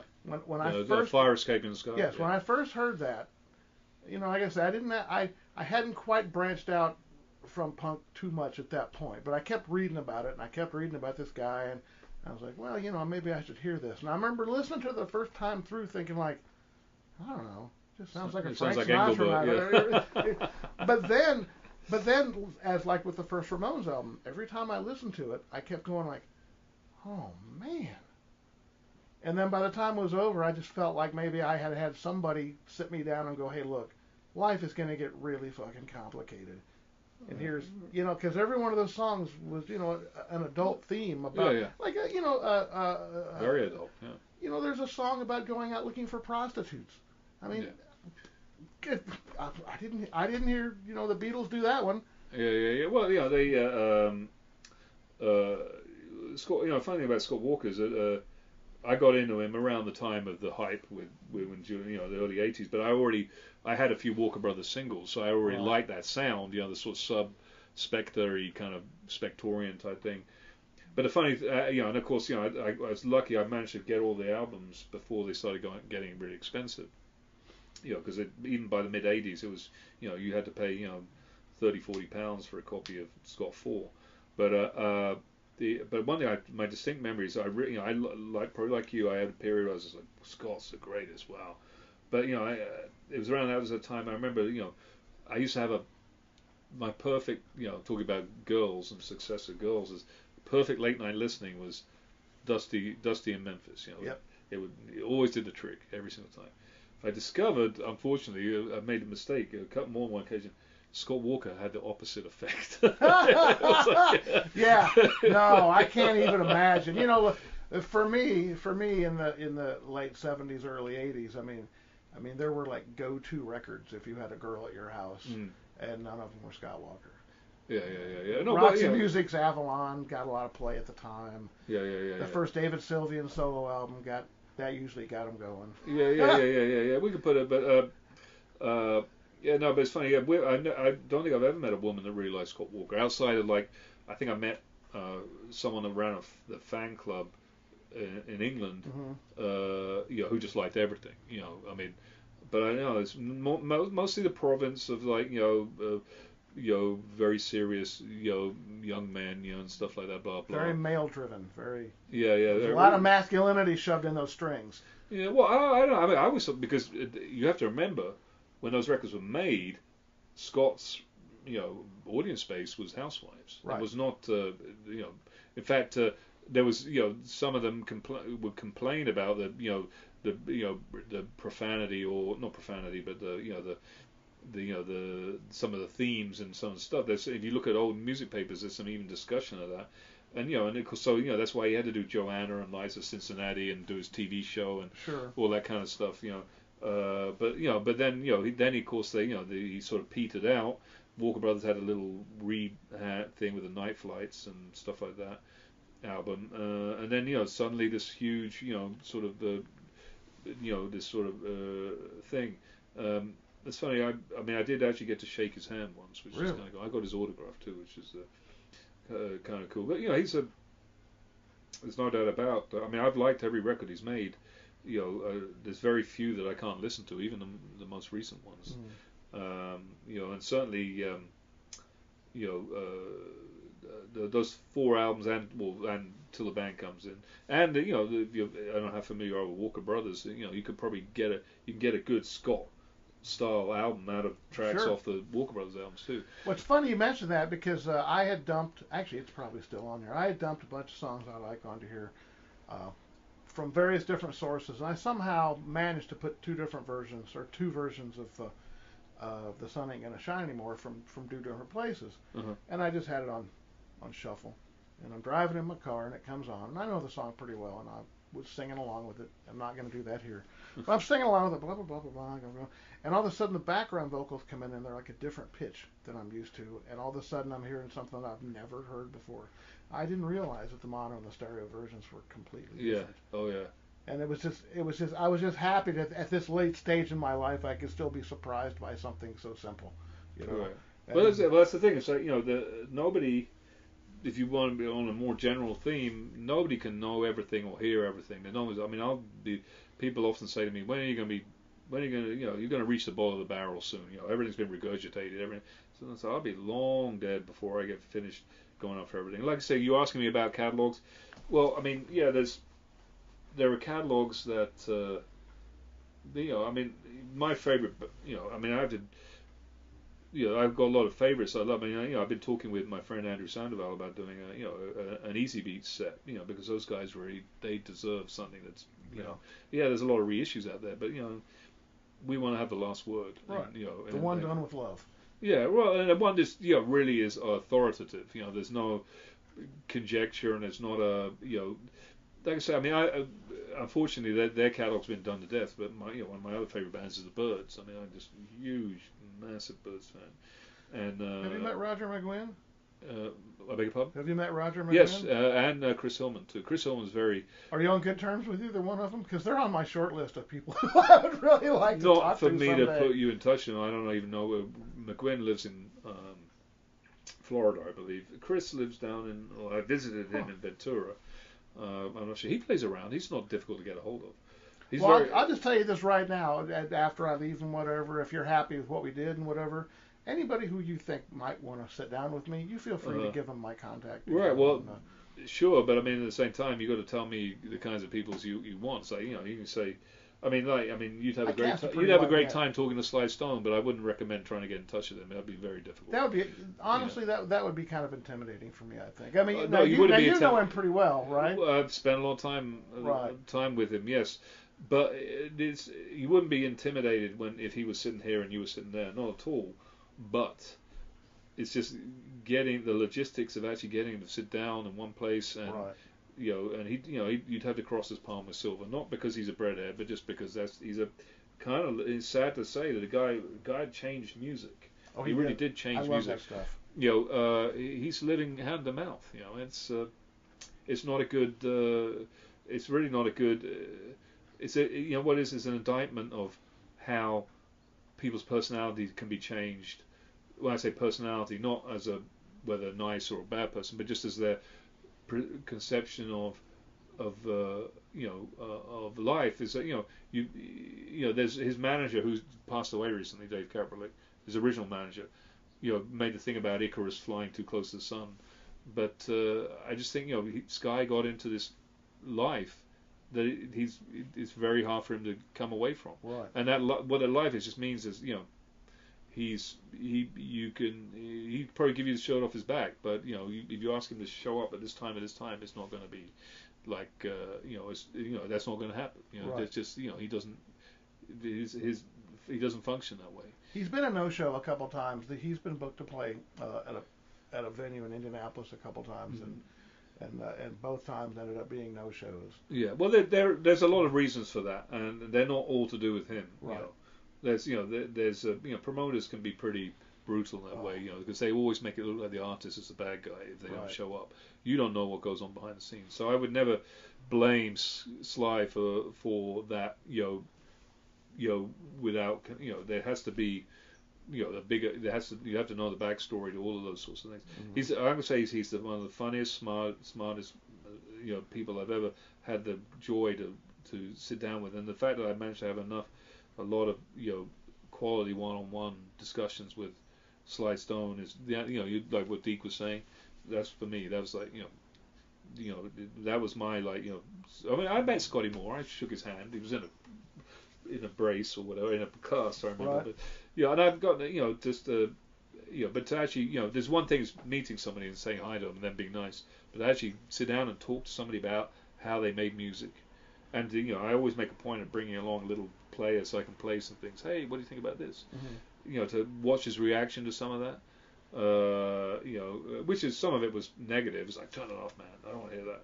The other things are like, wow, that me? Whoa! And then he goes to the little keyboard and starts playing it again. Right. Stuff. That's the reason why we do this kind of stuff. There's certainly it's not financially remunerative. It's wonderful, from a sense of just your own educational and just you're living life. It's just a very satisfying job.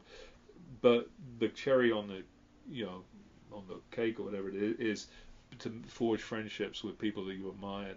And they don't have to be megastars. They could be hanging out with I was very good friends with Gary Paxton, who was the guy that did Crazy, and he's another real crazoid, but functional crazoid who did Monster Mash and Alley Oop and 1,000 other things.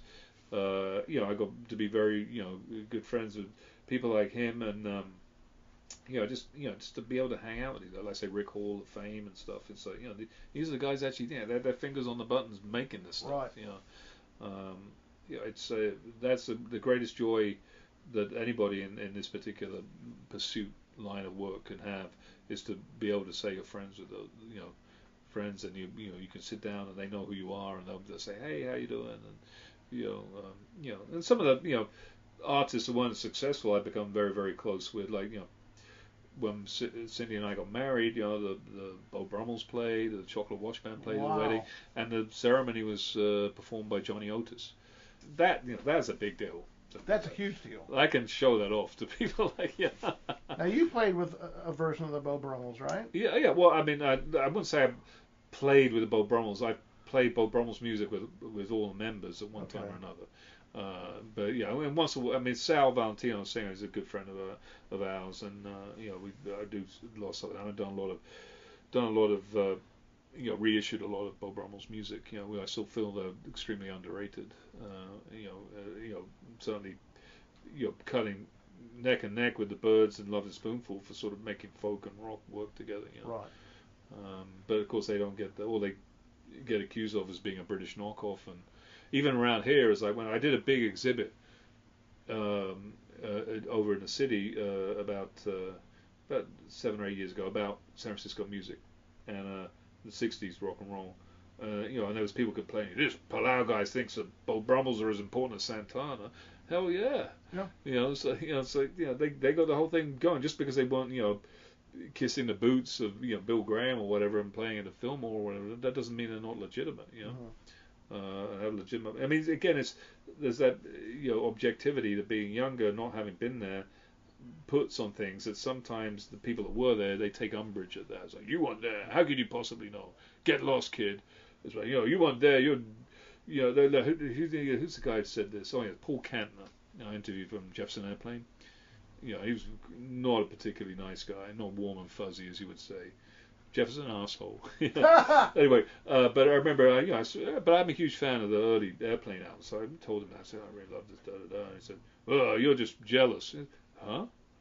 What do you mean? And I said, well, yeah, you weren't there for the free love and sex and drugs, and I didn't say this. I was polite enough not to. I just thought, F you. I mean, I just like your music. Exactly. I could care less about the rest of that stuff. Yeah, well, it sounds like he was just adding a bunch of stuff that didn't need to be added to. Yeah, but it's a problem because when people talk about that era, especially with this whole summer of love thing that's been going on, which I think anybody under our age is probably sick of. Right. I guess baby boomer nostalgia is like it's just like getting on their nerves. Is the counterculture thing is pushed to and the music gets pushed to one side, and when it is brought in, there's always tie-dye cliches, and they don't realize there was a lot of other great psychedelic music coming from this area or whatever you want to call it.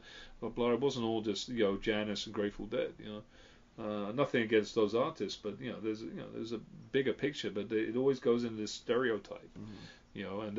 And like I say, if you question that, people get angry. They're like, you weren't there. How do you know? Blah, blah, blah, blah. But hey, I've sifted through all the evidence and the hard data, and from what I can tell, that's not the case. Right. So it's a sometimes when you're in that position of being a quote unquote historian and you're dealing with subjects matter and eras that people still have strong recollection of, it can be it's interesting. It's like I was saying earlier about that's not me. How do you know that's me? Kind of thing, or blah blah. So you've always got to be diplomatic. Mm-hmm.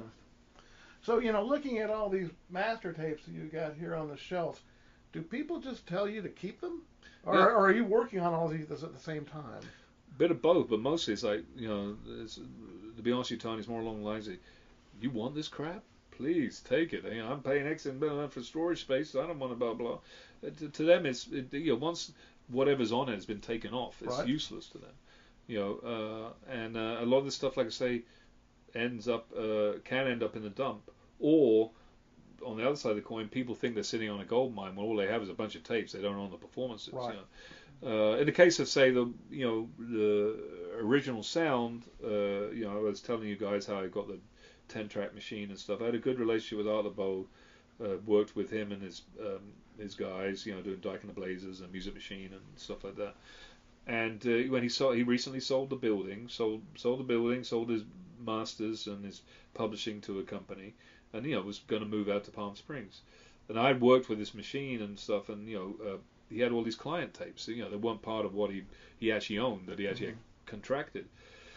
So, you know, he had various options. You know, you could take him to the dump, but then, Art Laboe is somebody, is a titan of the, LA music business as a, DJ and everything else, and he's up in his 90s, so he's been through it all. He couldn't take him to the dump because someone might get him and put him out.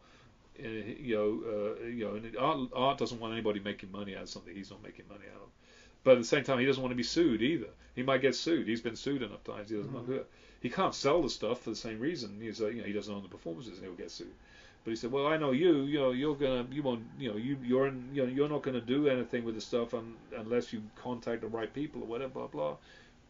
Please, look after it, take it, So that's how I've ended up with a lot of things because people just don't. They have no either emotional attachment to it. They can't do anything with it. It's it's a bunch of garbage. But thankfully, they're to them. But they finally realize that there might be some value in letting me have it. They know that I'm a functioning individual that's not going to turn around and sell it on eBay or do something else with it, and it's not going to sit there moldering. I will try and do something with it. Sure. And so that's where I've been fortunate, in acquiring stuff. But it's I'm not going out there, trying to buy everything up, which is something that's happening nowadays. Labels are realizing that the real value of catalogs now is not in how many CDs or vinyl reissues you can do. It's like how much of it can you get in the movies and ads. Right.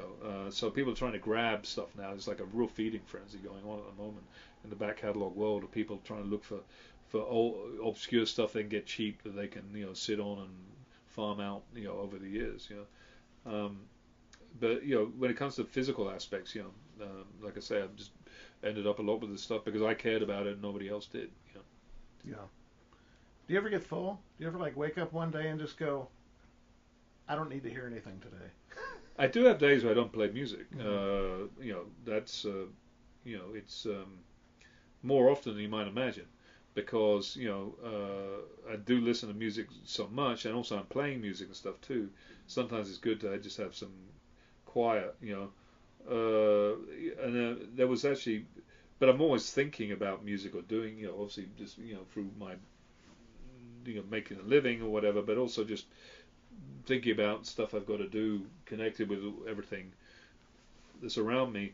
But, there was a time when, it's the only time is my wife reminds me, we went on our honeymoon to Hawaii and then we also went there on another occasion. Both times, it's the only time I ever went there.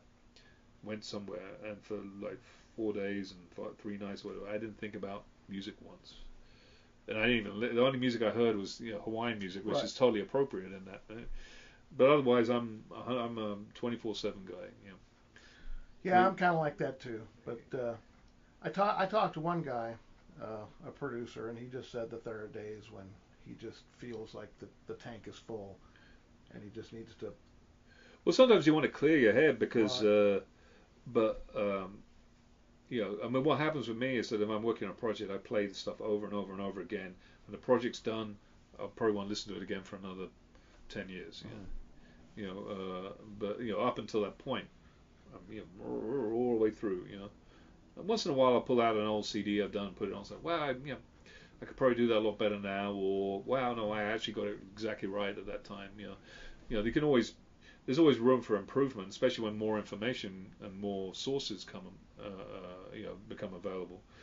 But I'm also not a big. There's a real tendency in the reissue business now for regurgitation. Just endless repackages of the same old stuff. Right. If you can't improve it, then why are you doing it? Like I say, so my approach is I don't want anybody to come along. Like I don't want. One of the things I'm most proud of is the Zombies box set, Zombie Heaven I did. I don't want anyone to come along and do a better one. I don't think that's possible.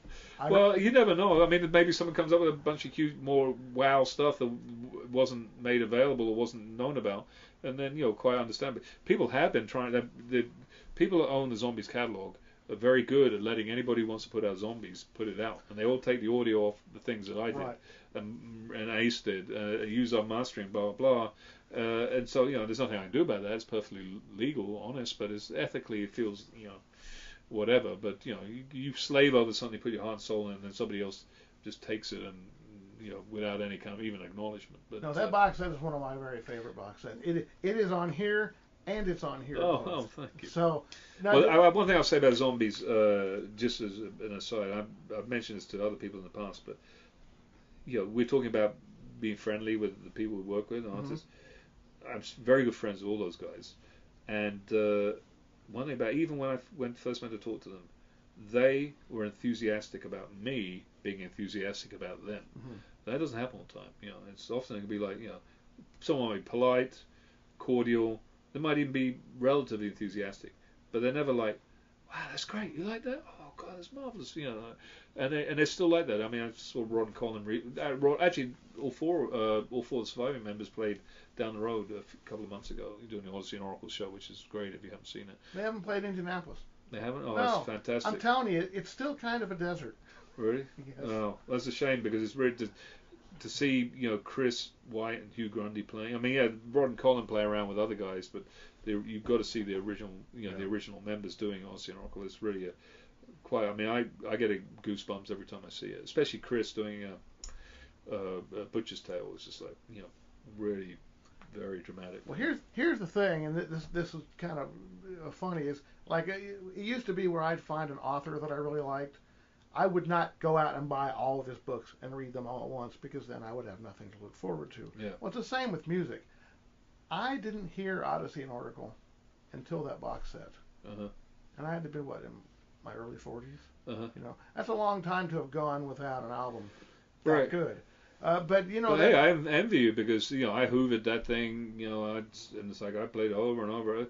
It's funny because I grew up on the first Zombies album I had was a British album called Rock Roots, which was all the earliest stuff, and I loved that so much. When I heard Odyssey Oracle, at first I didn't get into it. I don't know why, but then all it took was one or two listens. It's like there are certain albums where Odyssey Oracle's like this a bit, but the one that really is like this. Sometimes there's certain albums where like it's all you care about for 6 months is that album.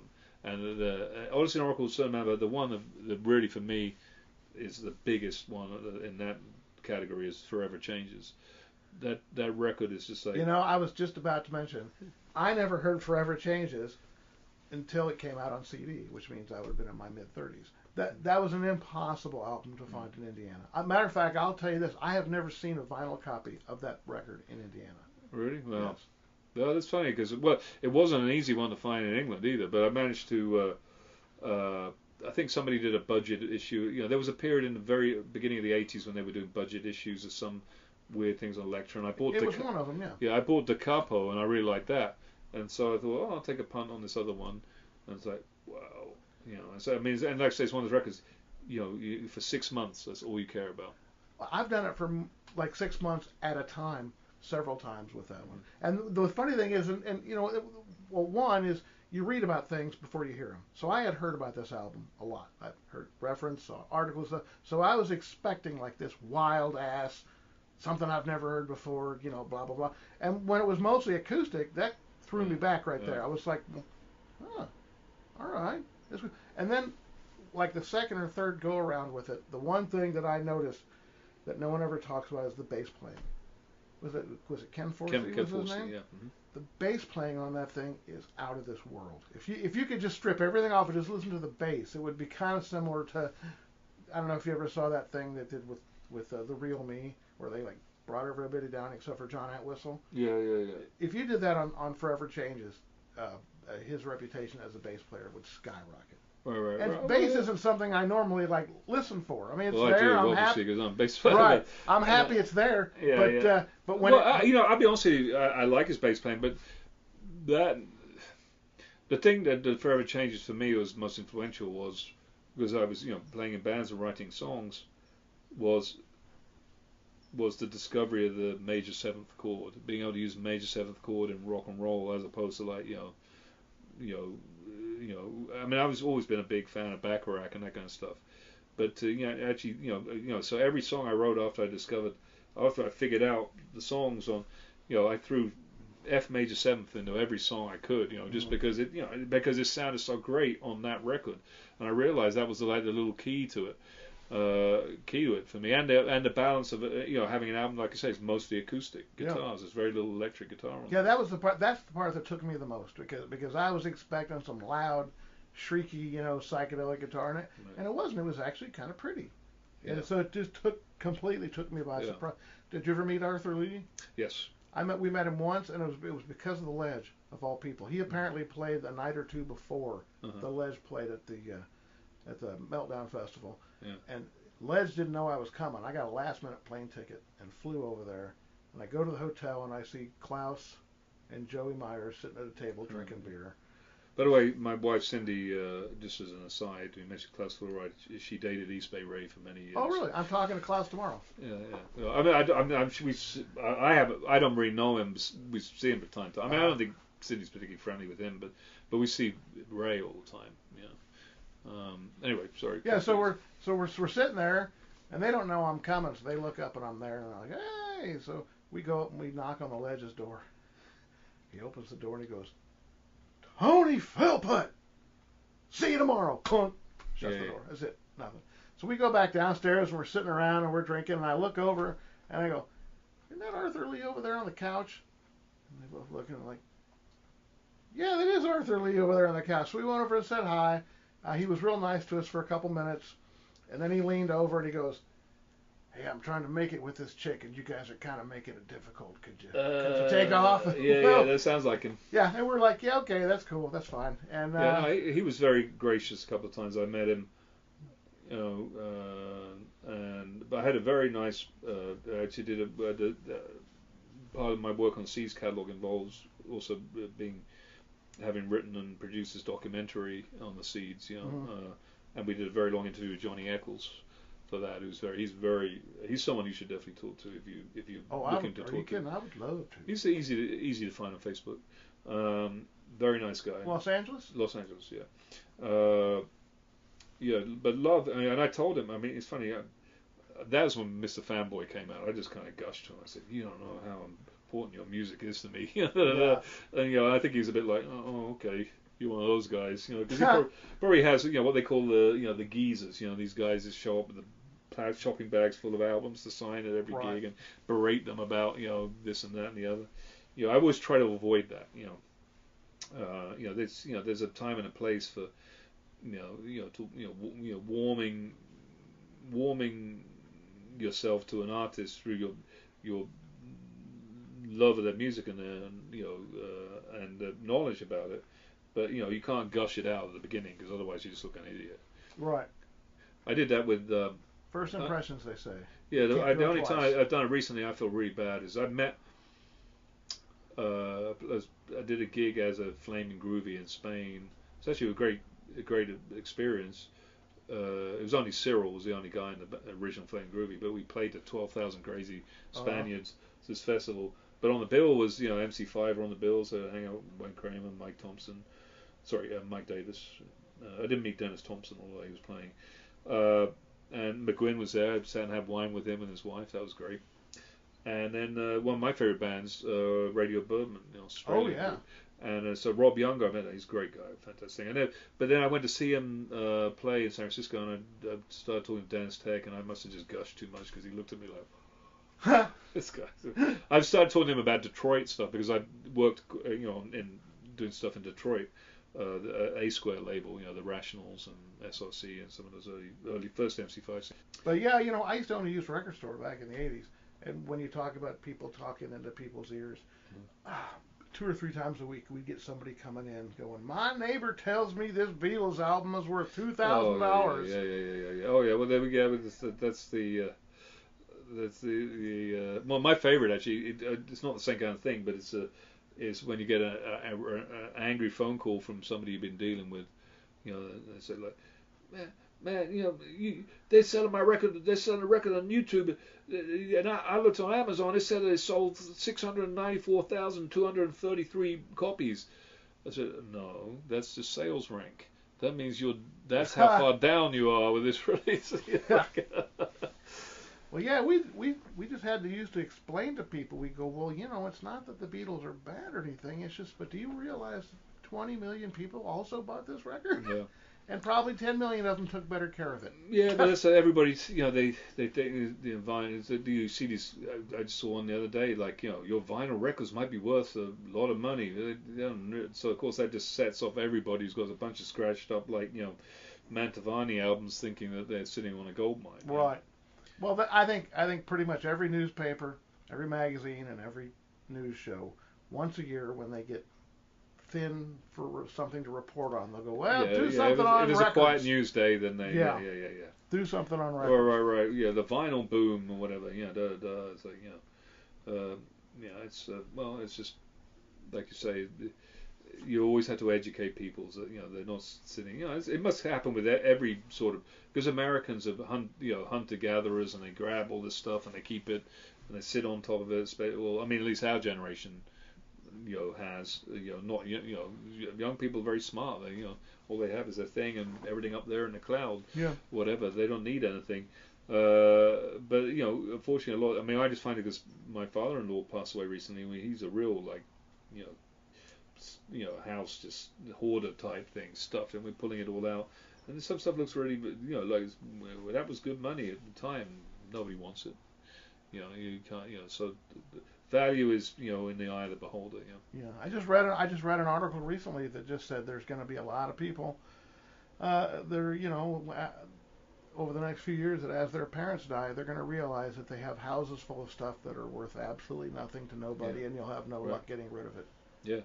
Yeah. No, that has been happening a lot, and I mean, we don't have kids or anything like that.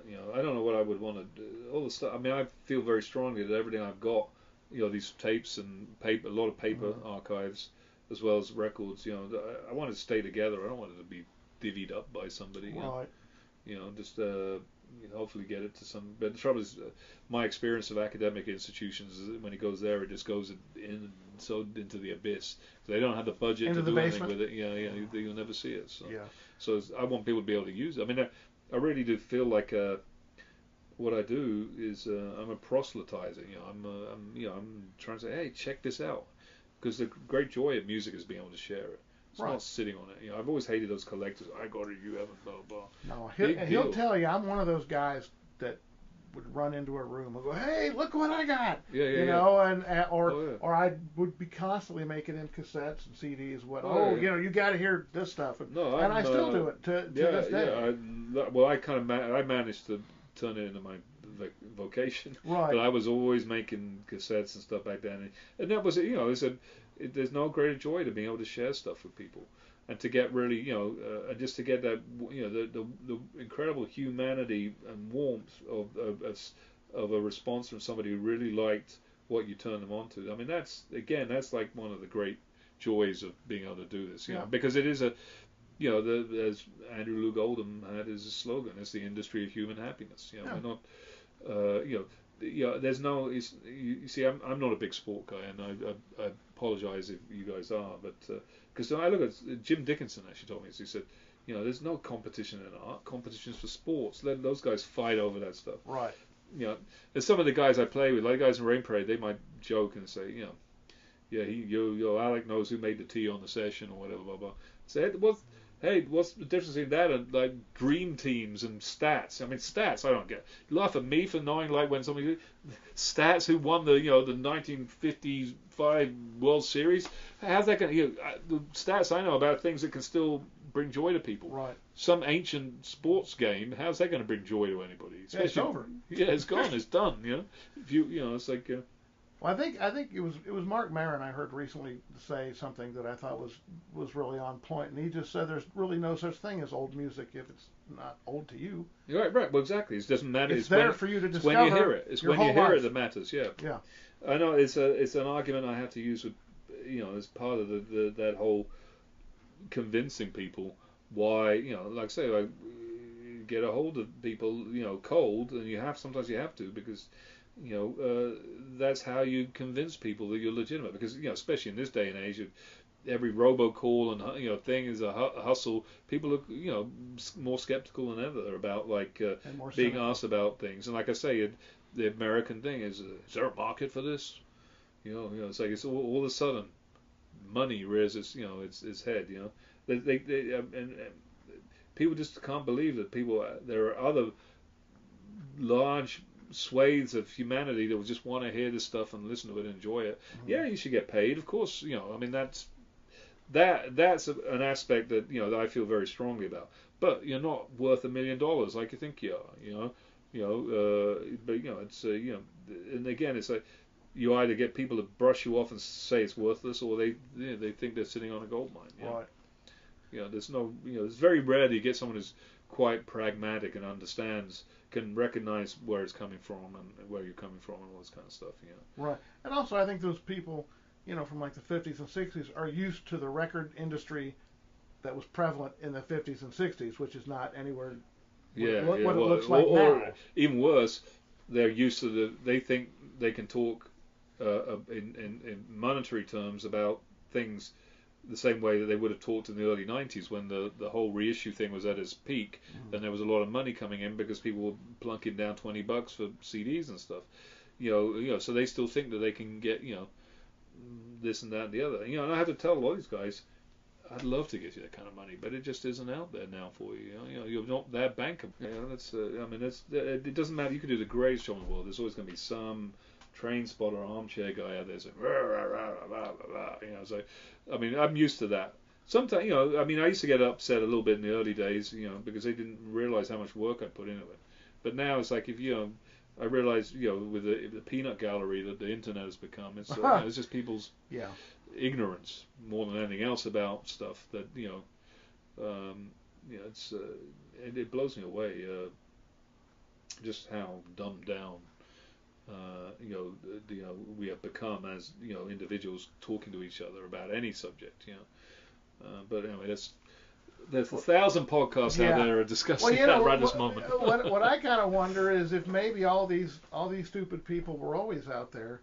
It's just now they have a forum. They just didn't reveal themselves. Yeah. That's the thing. They've got the wonderful anonymity of the internet. Yeah. I've had discussions with people about this before. Is perhaps as a species, we're not quite ready to have it all for free in our face at once. Uh-huh. Yeah.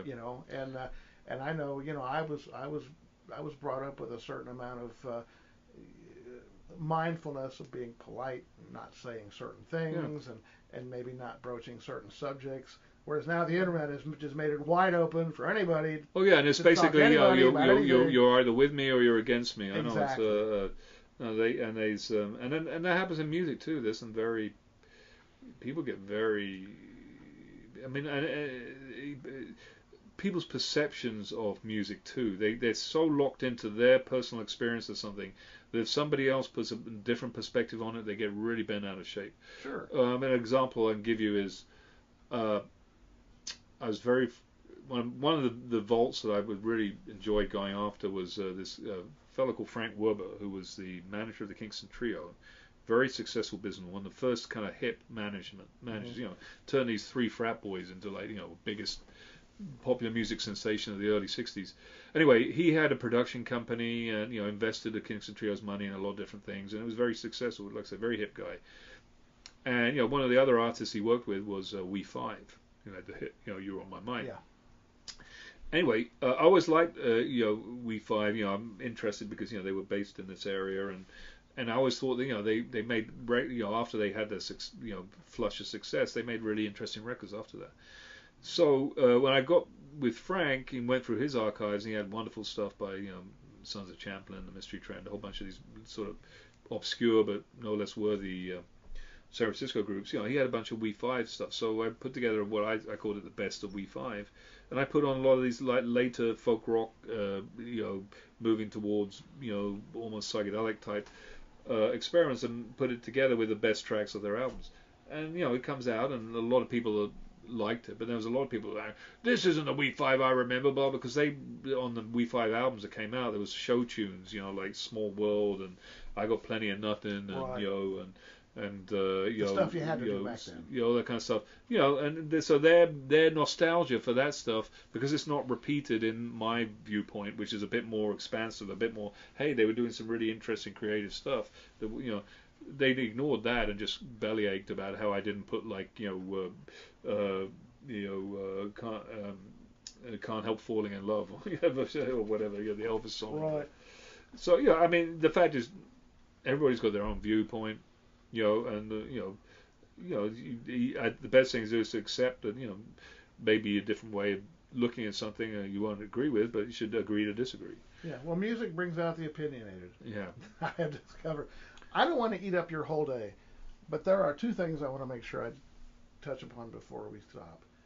One is, as I was doing my research earlier, I came across this Chris Bell record that apparently you just put out or just did. It's just about to come out, but I've It's worked not on out it. yet? It was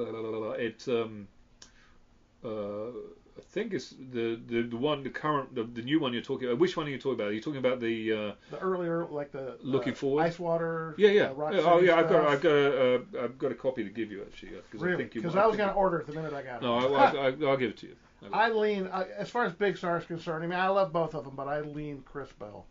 So. Okay, yeah. Well, the thing about, I should tell you about the Looking Forward compilation, that it's, and not in an untoward fashion, but it's being marketed as a Chris Bell record. It really isn't. Chris participates in 90% of what's on there. Right.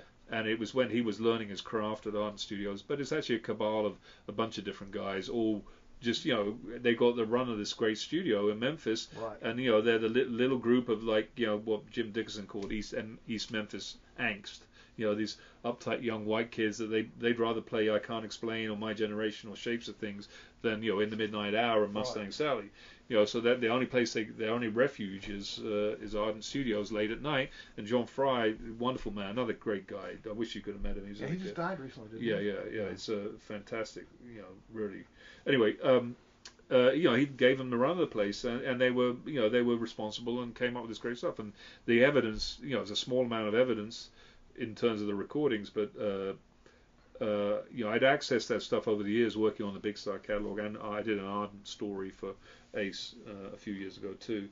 It just when the idea of doing these, Omnivore wanted to do some more Big Star related stuff.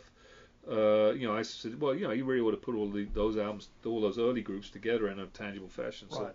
That's what that ended up being, and I think there's some wonderful music on there. Is it on the level of Big Star? No, but it's not pretending to be. It's I more wasn't like expecting that. It's like a join the dots kind of a thing. It's like, right. Here they are. Another example of that same kind of thing I just did, which will be coming out later this year, is the Gollywogs, which is the pre-Creedence band from this very town, El Cerrito. And Gollywogs always dismissed by the rock hacks as terrible, not like Creedence. You listen to it, it's solid, red-blooded American grassroots rock and roll, garage rock, whatever you want to call it. Yeah. And some of it is as good as some of the big names. Oh, that'll definitely be one that I'll be picking up. But it's context, because whenever people write about these early bands, they all, they're always, it's like a Big Star fan writing about this stuff, or a Creedence fan writing about it. They don't understand context. They understand that this stuff's valid in its own right, not just as a precursor to what later became. And it can be viewed as just great music for just what it is. Unfortunately, so many commentators, and that's why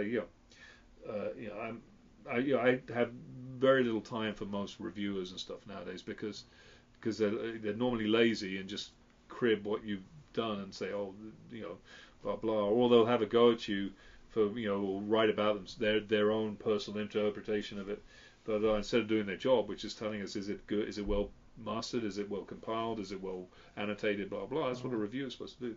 And besides, reviewers are becoming irrelevant because anybody can go on Spotify or whatever and sample it themselves. They don't need some or even review it themselves. Yeah, some blowhard to tell them. It's So I think everybody can review everything now. Yeah. There's a lot of arrogance out in that. But when you were talking about how things, they're endlessly reissued and maybe sometimes doctored with that didn't need to be doctored with or whatever, I wanted to ask you what you thought of the new Sgt. Pepper. Well, I haven't heard the new mix, so I don't want to quantify that. But I can just give you the same viewpoint I had when the Pet Sounds was remixed for stereo or whatever. It's interesting, but it will never be as good as unless there was an actual deficiency in the source material of a particular record. you know, certainly albums of, you know, the stature of any Beatles album or Beach Boys for that matter, or whatever, you know, those things were put out in the marketplace with the vision of the whoever it was that was behind it, whether it be Brian Wilson or, you know, McCartney and Lennon or whatever, or whoever, you know, George Martin, you know, is put out there at that time, and you know, and it's been perfectly satisfactory for the past 50 years. So the opportunity to use some jiggery pokery to make a fidelity better and present a more thing is great, but it's, you know, it's just an adjunct. It's like an alternate mix. Right. You know, I'm not opposed to it at all, but I'll never. It's not going to make me, you know, turn around and sell my original mono British copy. Oh no. You know, yeah. No, of course not. But no, what to my somewhat untrained ears, I think it sounds pretty incredible. I listened to it on headphones, and I actually heard things that I had not heard before, which is weird for an album that I've listened to that many times in my lifetime. Well, right. Well, there's probably a couple of reasons for that. Not having heard it, I'm not going to say that this is particularly the case, but it's a technical reason, and as you know, Sgt. Pepper was recorded on 4-track, actually really nice, like 1-inch 4-track, really about the fattest sounding. It's Studio J87, but you know, in the manner of recordings in those days, and it tells you all about this in the various books, of which the best by far, outside of Mark Luzon's books, is the Recording the Beatles. I don't know if you've seen that one. My uncle has it. It's a tremendous. I mean, it's a big, expensive book. Yeah, well, it's $100. It's worth every single penny. I bought the Jeff Emmerich book instead. You'll get the Jeff Emmerich book is, you know, is just going to have his viewpoint, which is you know perfectly legitimate. But the Recording the Beatles one is a book for anybody that has interest in recording technique, but also really just wants to know the absolute nuts and bolts of how their records are made. But the point is that you know, the technique in those days was they'd record the band or a combination of instruments on one 4-track, then bounce it over onto another and add more stuff. So what Giles Martin did is to take the original one and then the overdubs, the bounce down, sync them up together in the computer. So instead of having 4 channels to play with, he's got 6, 7, 8 channels to play with. So the clarity of the things that got, you know, dubbed down is suddenly opened up. So you start hearing things that you wouldn't hear because they were, you know, kind of submerged somewhat in the final, you know, bounce downs or whatever. Right. I didn't really notice any huge difference as far as the mix was concerned. But what I did notice was, and this is going to sound unprofessional, it sounded bigger. And I once had somebody A/B me once a mono and a stereo version of Money. And I understand the whole idea behind mono kind of hitting you in the face, where a stereo kind of swims past your head. So I get all that, and I agree that the mono Sgt. Pepper is good enough, you know. But I have to say that listening to this new version has been a lot of fun for me. Oh yeah, but I don't get me wrong, Tony. I love stereo, and I do love. Hey, even though I might cast a cynical eye towards other people doing it, I love getting my fingerprints on stuff too. The remix, I did the same thing with some of the tracks on Odyssey and Oracle. I stacked up, hung up on a Dream and whatever, and did stereo, you know, new stereo mixes, and that was a thrill and a half. You know, especially with you know, working on stuff recorded at Abbey Road. You know, I think, you know, the reason you might feel it sounds bigger is because, you know, as I was saying earlier, there is a greater dynamic range with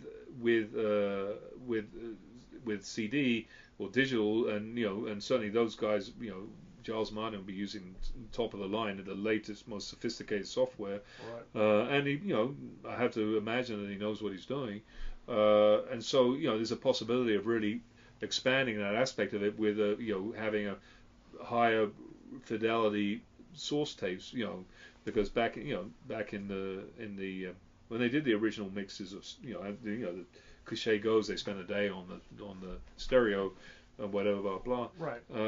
I think, you know, that doesn't mean that, you know, the stereo sounds fantastic, but at the end of the day, it's as good as the source tape, and you know, through, you know, just age and other aspects, you know, you don't know that the fidelity range is quite as, you know, it's quite the same nature, frequency-wise, as it may be with a brand new 100% in the box, using every channel available mix, and then using every plug-in there is, and probably using a lot of the outboard gear. I would hope that he would do a lot of analog processing to the stuff, but at the end of the day, it's a great way,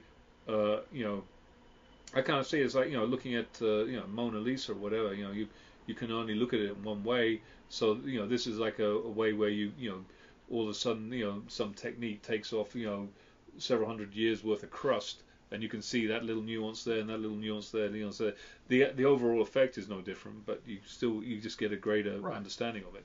So I don't know, but it's anybody who criticizes that. They're kind of they're a bar humbug, but I didn't rush out on the day it came out to go, but I'll probably pick it up at some point. Did you get the deluxe one? No. Because I might buy, if I see the deluxe one, if I have some, go trade a bunch of crap somewhere. Right. I'm not. To be honest with you, if I do spend money on records, it's normally originals. Being in the reissue industry, people are always throwing stuff at me. I just did a thing for Rhino, a double album called Transparent Days, sort of like a West Coast Nuggets thing.